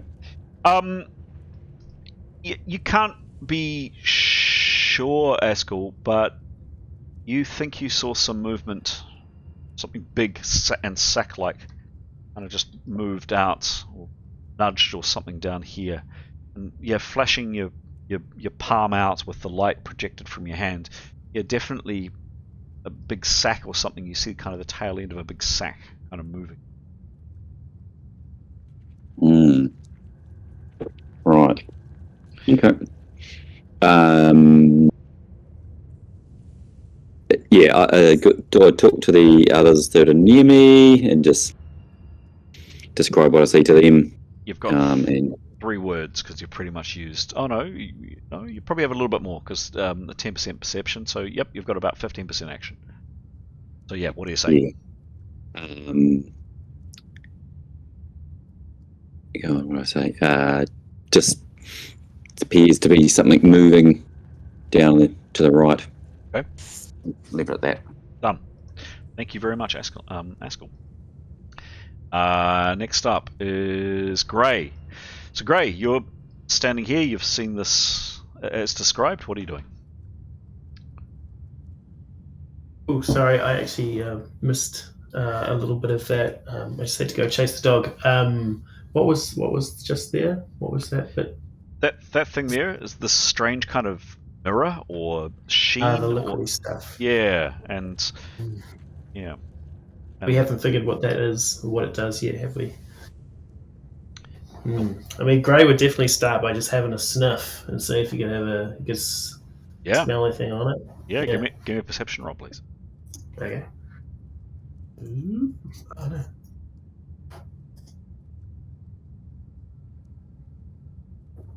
29. Which sorry, 49? Oh no, 99. 99. Yeah. Cool. Oh, is it double? Oh, actually, it doesn't matter because it's not a weapon. No, it's not a weapon, nor was he affected by that strange thing that affected some of the other characters. And his perception, please? His perception is 37.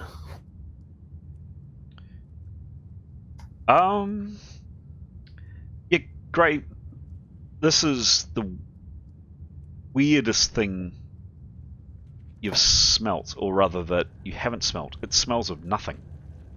Oh, okay. Everything has a smell, yeah? You know, everything has a smell.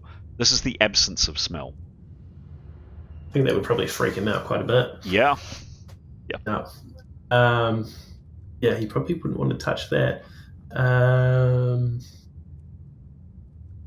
And sorry, at the end there, I heard there was like a doorway where there was something in the doorway. Is that close by to where Gray is? Askell had said that he had picked up some movement a bit further down the corridor.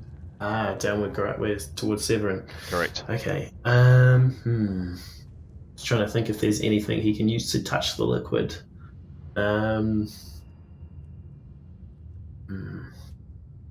Does he have? Nobody's touched it yet, have they? Nobody's touched anything. Not that you've seen. Does he have any? He'd have like some coins on him or something like that. Yeah. Can he just chuck one of those onto the liquid or into the liquid to see what happens? Okay. Where exactly does he throw it, or? Is there any big kind of patch where the liquid is? Because he'd just try and get it into wherever the liquid would be. Okay. Well, it's not. That's the weird thing. Like, it's how to describe this. So you've got this mirror, sheen, window. Call it what you want. It's, as described, it's 15 foot long. It's about 8 foot high, and it's about 4 foot high off the ground. So it's kind of it starts at about waist high, and you've got these things coming out of it. This almost like stuff that's dripping, but it's dripping black sideways, and it's not pooling. So these drips, if you'd call them drips, that are kind of coming sideways, are going this way. So they're starting at the wall where the mirror thing is, and they're drifting this way, and then they just kind of vanish. So they're not pooling anywhere. They're not collecting in a place, but they're coming out relatively thick and quite quite substantial here, and then by about here they just kind of drift off into space. Yeah, well, I guess he would try and throw whatever it is at like one of the thicker parts of the drip. Okay. To see what happens to it. Okay. You throw it in, and there's a dull kind of sound, and the coin just disintegrates. Okay, so don't touch it. Okay. If it's waist high, I wonder if he could crawl under it, because they're not dripping off the drip, like the drip's going straight into the wall. No. So yeah, it's about 4 foot high. Okay. Before he does anything like that, though, he'd kind of like to. He's got a trap thing where he can kind of figure out if there's traps. Okay. So he'd probably do that. That would probably take a round to do, checking for traps. That's cool. Yep. That's cool. He would just check for traps. Okay. Next round. Done. Okay. Cool. Good stuff, Gray. Next up, Tanya. You're closest to these, although Gray's kind of come up alongside you. What are you doing, Tanya? Well, after looking at what happened to the coin, not going near it, and there's no way round it, right? Their strands are right across the. Yeah, although as Gray just pointed out, you could crawl underneath them. But yes, they go all the way across the corridor. Bugger.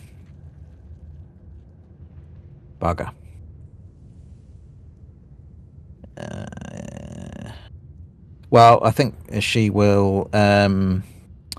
Did she hear the comment about the thing down the other side of the end of the room? Right. Well, she will shout out to Severin. Watch out to your right. Mm-hmm. And she will not advance, but she will train an arrow immediately down the right hand of that corridor. Cool. Done. And if something steps out on that right hand side, she will let the arrow go. Done. Thank you. All right. This thing. So this terrible thing worms its way into this room. It's making... Yeah, let's make a roll. Actually.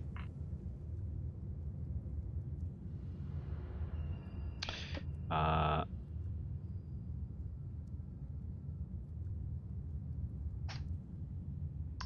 okay.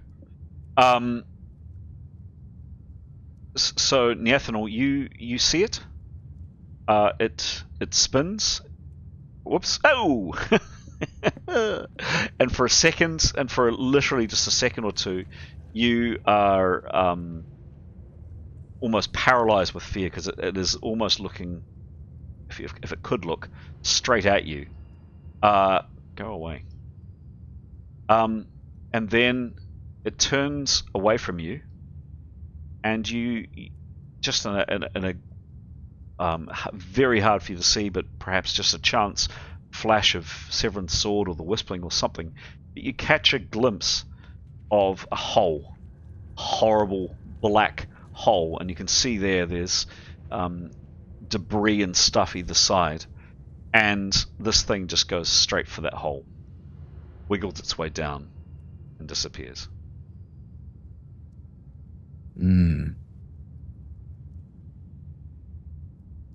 Okay. Well, good in some ways. Okay. All right. Mython, you're up.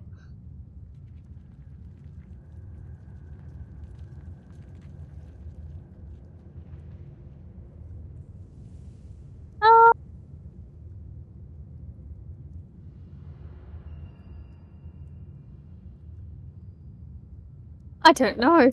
It doesn't seem like there's kind of anywhere to go or anything to really do.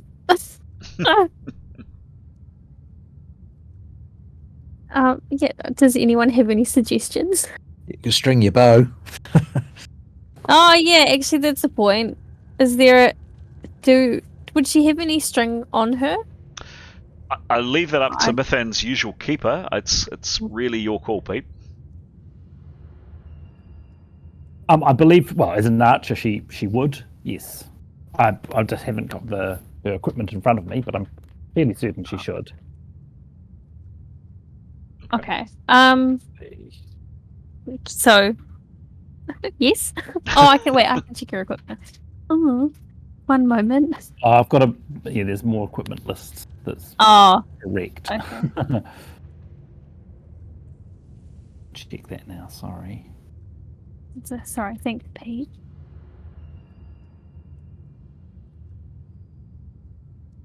She should. If she hasn't, I've not been doing it right. Pete, I'll give it up to you. This is your character. You're the best place to say the yay or nay. Up to you. Yes, she would. Okay. Cool. Okay. Okay. She'd string her bow and just let the party know that that's what she's doing in case something comes out of somewhere that she's just a little bit busy. Okie dokie. Okay. Next up, Severin, as per our discussion, what do you do?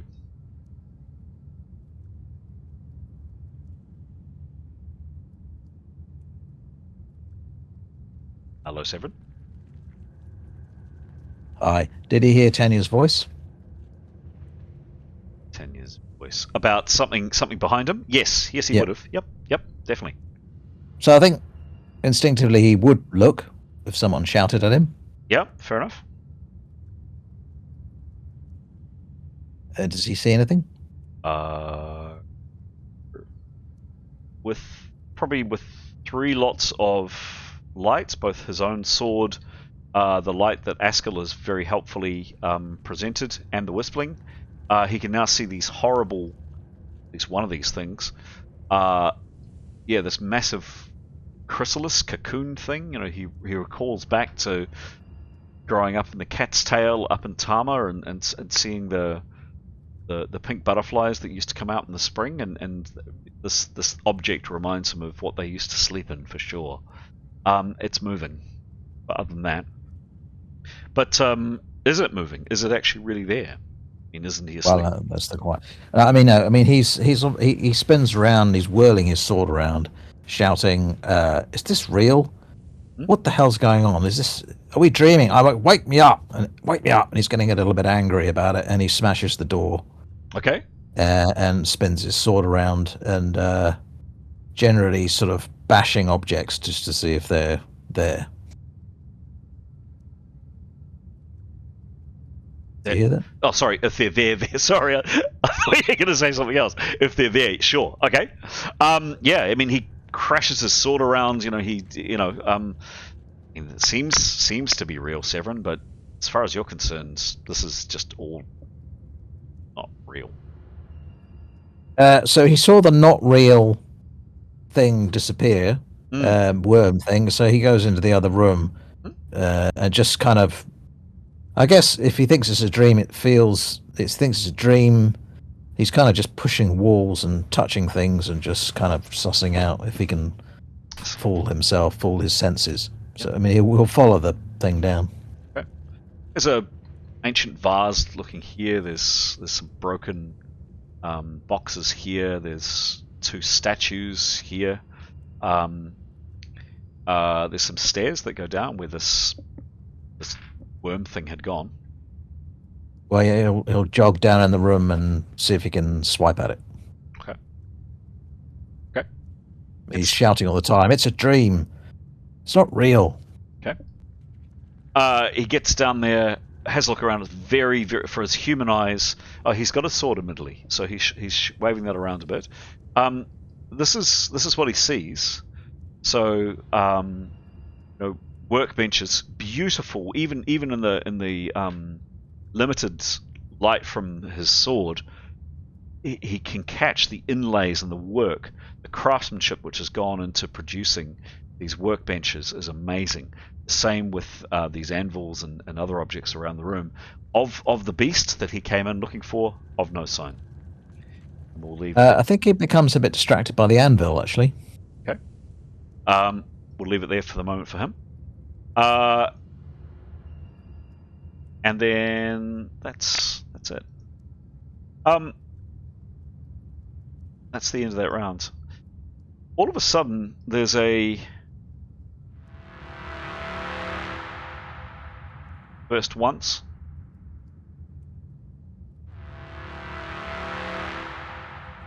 Twice.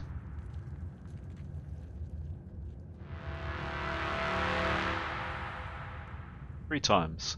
And then with a snap, this strange mirror, whatever you want to call it, window, whatever it is, disappears. And that strange liquid or whatever it was that was moving sideways has also gone. You now come out of combat rounds, and we'll go rounds. Party will ask each character what they generally want to do in the next few minutes. We'll start off with probably these characters here. That's just happened. So Tanya, you've just seen this happen. Can you kind of just talk me through what you want to do, and I'll then kind of narrate what happens. So once that happens, what's Tanya's immediate reaction? And I'll ask the same of both Gray and Etienne second as well. If she's certain the strands have gone,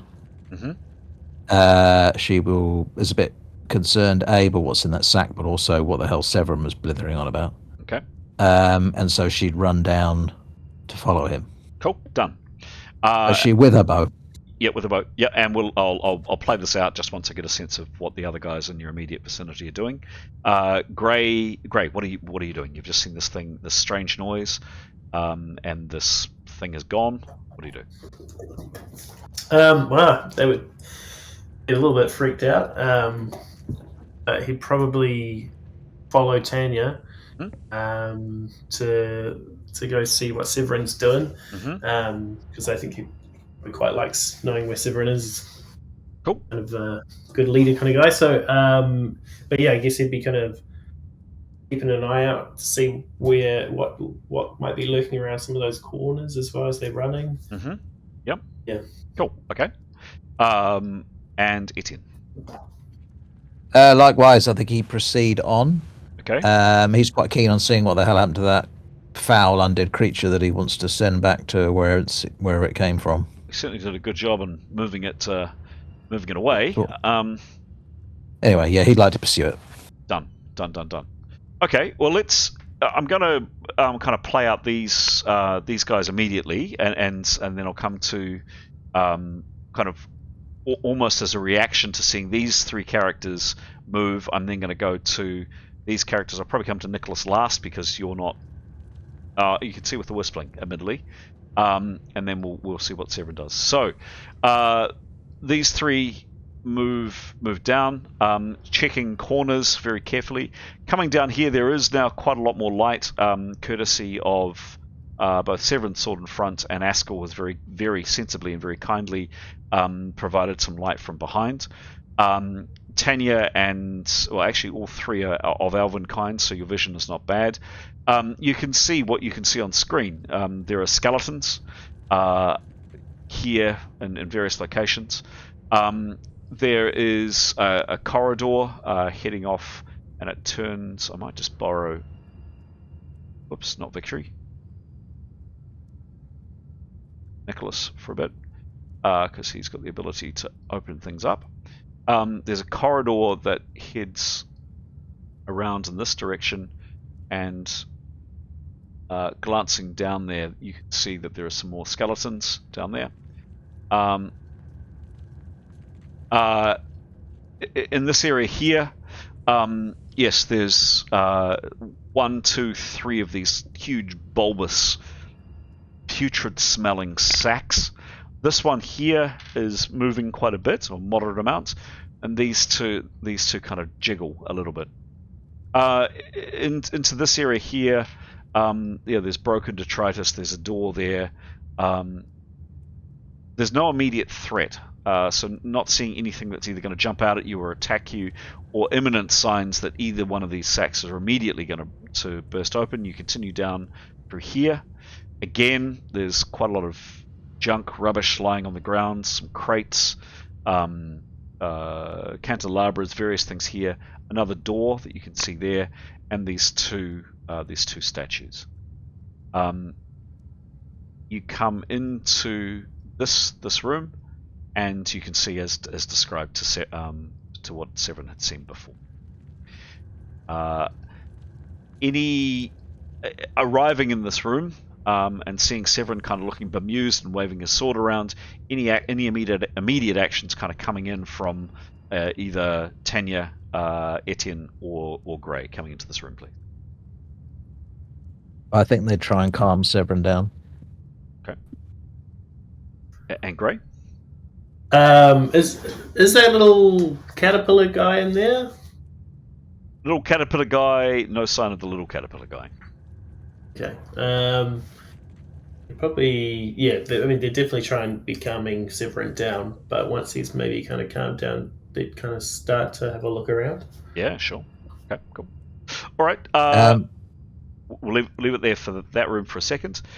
These characters here have seen, and Nicholas, you are watching this kind of unfold as well. Quick description from what Keros, Jadar, Askell, and Mithan, and I guess Nicholas at the same time as well, are doing. Let's start with an order. Let's start with Keros, and we'll just go around as they are. Sorry, quickly, how far does the light go down? I've seen the whole... Yeah, courtesy of Askell, Askell basically deliberately using his hand as a flashlight. There is now, rather than at the end of Severin's sword, which is kind of moving all over the place, there is now quite a steady amount of light going down that corridor. And even with your human eyes, you can see a moderate amount at least. She'd want to just check with the remaining team, and thinks we should go together. She doesn't want to go on her own, so she'll wait to see what they say. Okay, but her intention is to head down. Well, I don't want to put words into your mouth. What Yeah. But she doesn't want to go by herself, so she'll wait and see what the others say. Got it. Cool. Jada? Yeah, Jada would agree with Keros that we should probably all stay together and move down to follow the group. Mm-hmm. Okay, cool. Who else we got there? Mithan? By the way, every now and then sorry, Mithan, it's really rude for me to ask what you do and then interject, but every now and then there is this noise from this thing that's trapped with the fire down in the pit below. Mithan, what are you doing? And then we'll go to Askell. She'd keep stringing her. Well, I don't know how long that takes.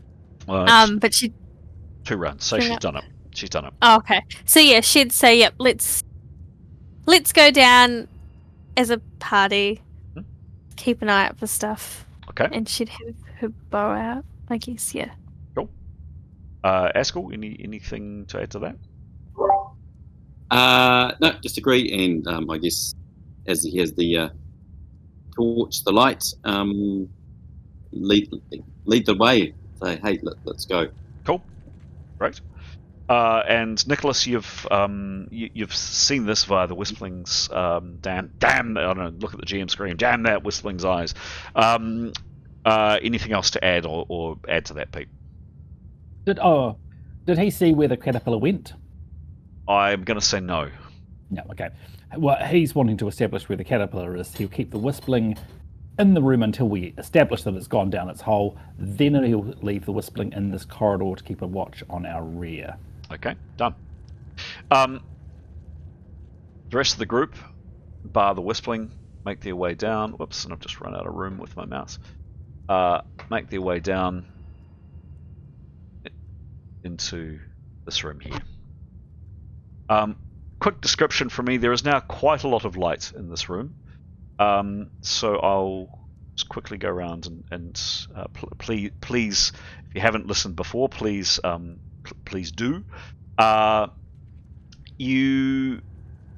It's a large room. You can see there 5, 10, 15, 20, 25, 30, 35, 40 foot across, and around 5, 10, 15, 20, 25, 30, 35, 40, 45, 50, 55, 60, 65, 70. Something like that in length. It's big. You can see here these workbenches. There are three, I should say. 1, 2, 3. Each one has a corresponding anvil next to it. There were 3 on this side, but you can see that a massive rockfall here has come down and smashed 2 of them to one side, but you can see the remains of the anvils and the workbenches, etc. here. And this rock pile has come in. There are 2 massive forges that you can see up here. One here and one here. There are also 2 others, smaller ones. You can see one lying in the remains of the rubble here, and a second here. This one's been kind of knocked off its perch by the landslide. There's also another kind of doorway here that you can see with a lot of rubble in it as well. Looks like part of something's come down here. There are stairs leading up to quite an ornate stage area with this beautiful, huge, beautiful statue. One thing that she doesn't have, not perhaps no surprising here, she has massive wings out to her back. At the back of this wall, there are some weapons. There are 3 swords that you can see there. There is a spear and a decent-sized shield that's there. Over here, there's a door, all closed, of course. And in this corner here, call it alchemy equipment. There's beakers and bottles and various things in jars. There's this strange kind of little podium, this little stage area here, some small steps going up to it. And at the very back of the room, on the other, as you can see there, there's this other door. The last remaining features, actually one last thing that didn't show up, is there's a tapestry, an old faded tapestry there that's coming to bits, and it's got something depicted on it. It's hard to see. The last thing you can see are 2 bodies, one here, and there are some satchels lying around and some stuff on the bodies. Just a couple of images, like this is coming. So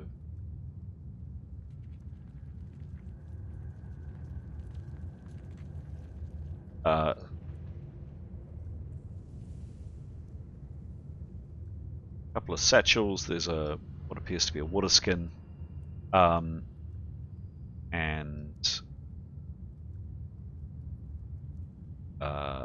yeah, see that.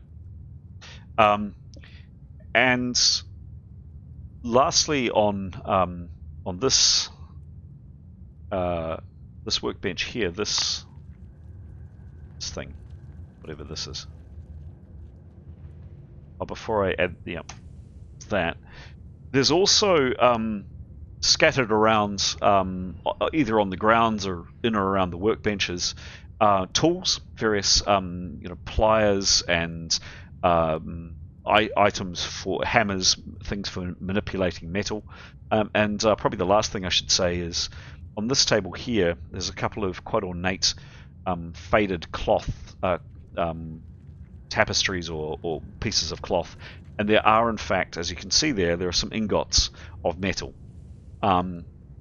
There's also some on this side too, quite a number, not a huge amount of them, maybe 15 to 20. Hard to tell in this light, but if you had to guess, these ones look like gold. There are some that might be silver, perhaps bronze or some other metal. What do you do? Well, perhaps Niathanol could step out. Sure. And explain what happened to the creature, so everyone knows. Done. And she explains, shows them the hole, and says, maybe we should try and block it.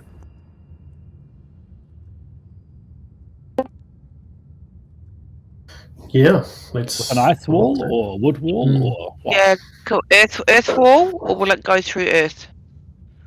Is there a fireball down there? Yes. Because if it can make a hole in the ground, it can probably go through earth, right? Yeah. Well, we have a variety of walls. Oh, is there a firewall? Oh, I'd love a firewall. Right. So Just make sure there's nothing. We are underground. Make sure there's no wood around. That's true. I don't think we want the smoke in here, quite honestly.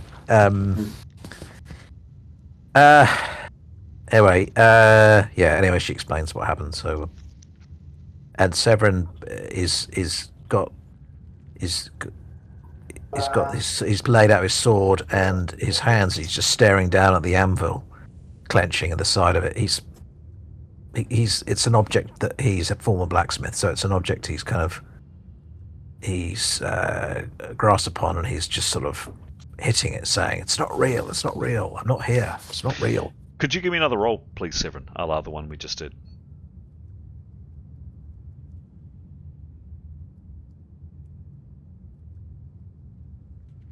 $82. Plus.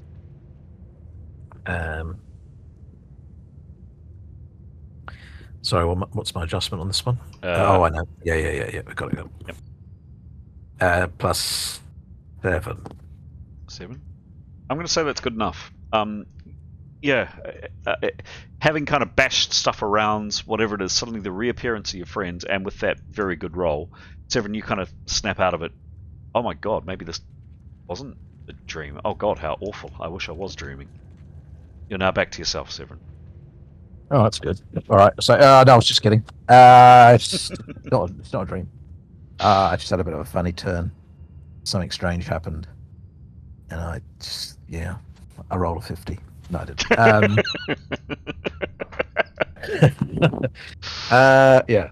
Sorry. Carry on. He's faintly embarrassed. Okay.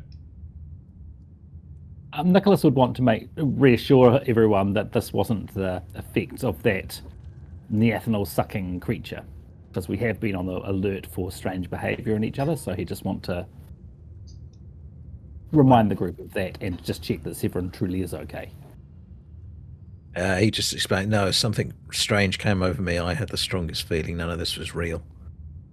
But I seems to have passed. Cool. Now he has got his wits about him. He would quite like to secure the area, because that's what he does. So he would quite like to just ask for a volunteer just to sort of keep a watch on the door, maybe see if we can close the doors. Yeah. Will we maybe put like an ice wall up between the to kind of like ward off those sack things. The We pulsating might want to go sacks. back. We might want to go back through there, then, might we? I don't know. I just wonder if we just keep an eye on them, Hmm. because they won't suddenly leap out, will they? We might, Nicholas would agree that we should close the doors, and he's leaving the whistling out there to keep an eye. By the way, just Good in idea. terms of doors, there are no doors here. There are doors here. Those doors in. That'd be great. I can lock it. I don't think we need to lock them, maybe. Damn Well, it. if the whistling's keeping an eye on things, it should be all right. So that's what Nicholas will focus on doing, keeping the whistling looking out Okay. around that area. Okay. What do the rest of you do? What do you do? Well, I think Maybe Tanya, go have a look at those dead bodies. yeah, for sure. Okay. While that's going on, I think Tanya will just check the place for interesting secret passages, traps, anything that we may not have seen. Likewise, Neathanol. Okay. Done. So we'll do a few rolls for those. Describe what happens with checking the bodies or other activities, please, guys. Gray would go up and have a smell. Try and figure out how long they've been dead for. You would estimate. Well, give me a roll, please.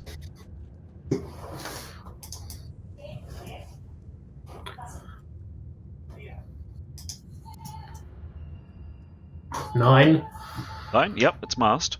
Here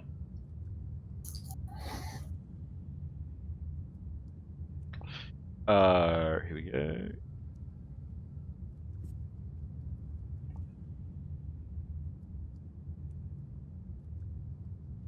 It's coming.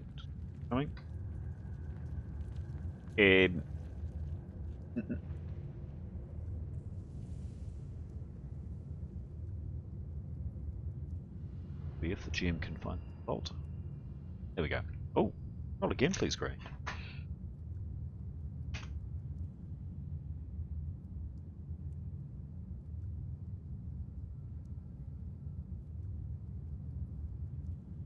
What was the roll?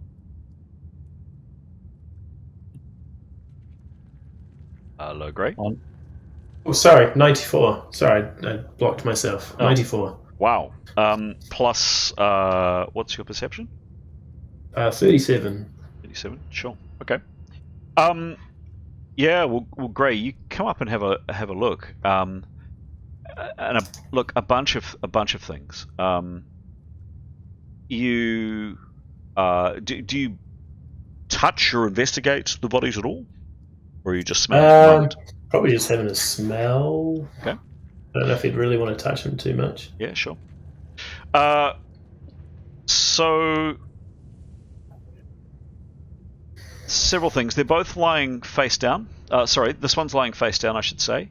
And you can get a bit of a sense of how they're dressed. Quite strangely. This one's in some kind of robes. This one's wearing trousers. In terms of how long they've been dead, you would estimate hours, perhaps. Not long at all. They look fresh. Although I guess the time works weird down here, doesn't it? There could be more than that, but it doesn't seem like it. That sounds right. Yeah. There's no visible marks on them that you can see. But they're definitely dead? They're certainly not moving. They don't smell undead? Oh. You smell wax. Wax. Oh, a couple of other things. Checking over the bodies, and particularly with that, with that roll.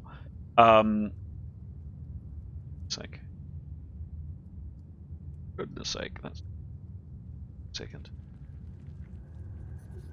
Slater's notes. Here we go. Yeah. So.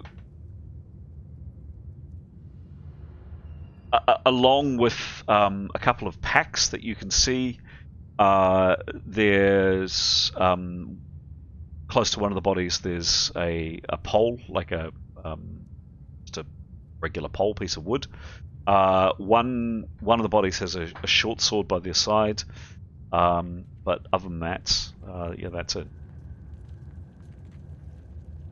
I'd probably have a little check through the bags. Okay. So going through the bags, several items, some relatively mundane items. The first thing you note is the wax. You can see where the wax came from. One of them was carrying quite a number of tallow candles. Other objects in the pack, there's some food in there. There's another water skin. There's what appears to be a flask of oil, a flint and steel, some rope.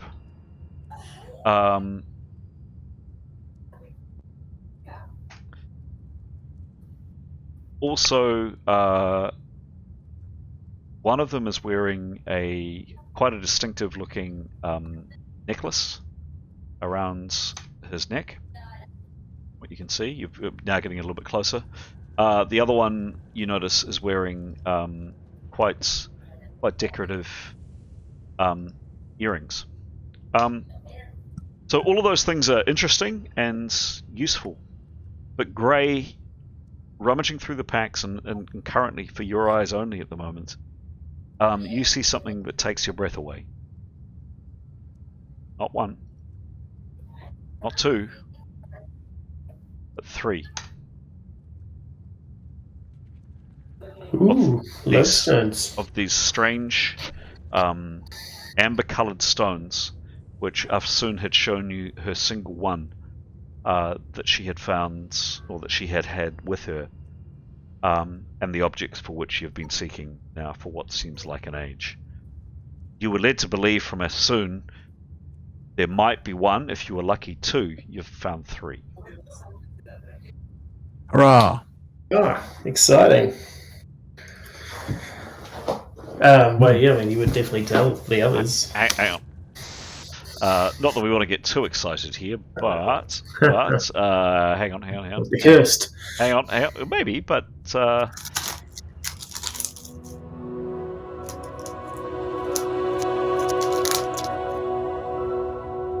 or is Revelation a better one?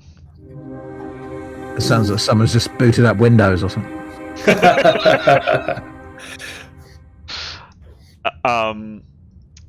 What do you do, Gray?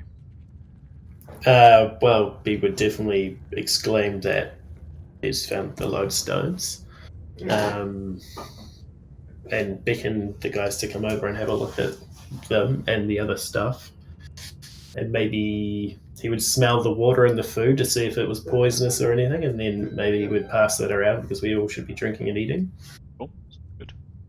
Excellent. Thank you, Gray. Guys, it's just gone 10. I'm happy to play on for another half an hour. I'm happy to wrap there. What do people want to do?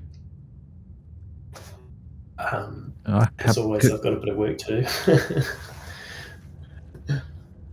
Yeah, I need to boost. Yeah, I'm 10 finished, sorry. I need to go to bed.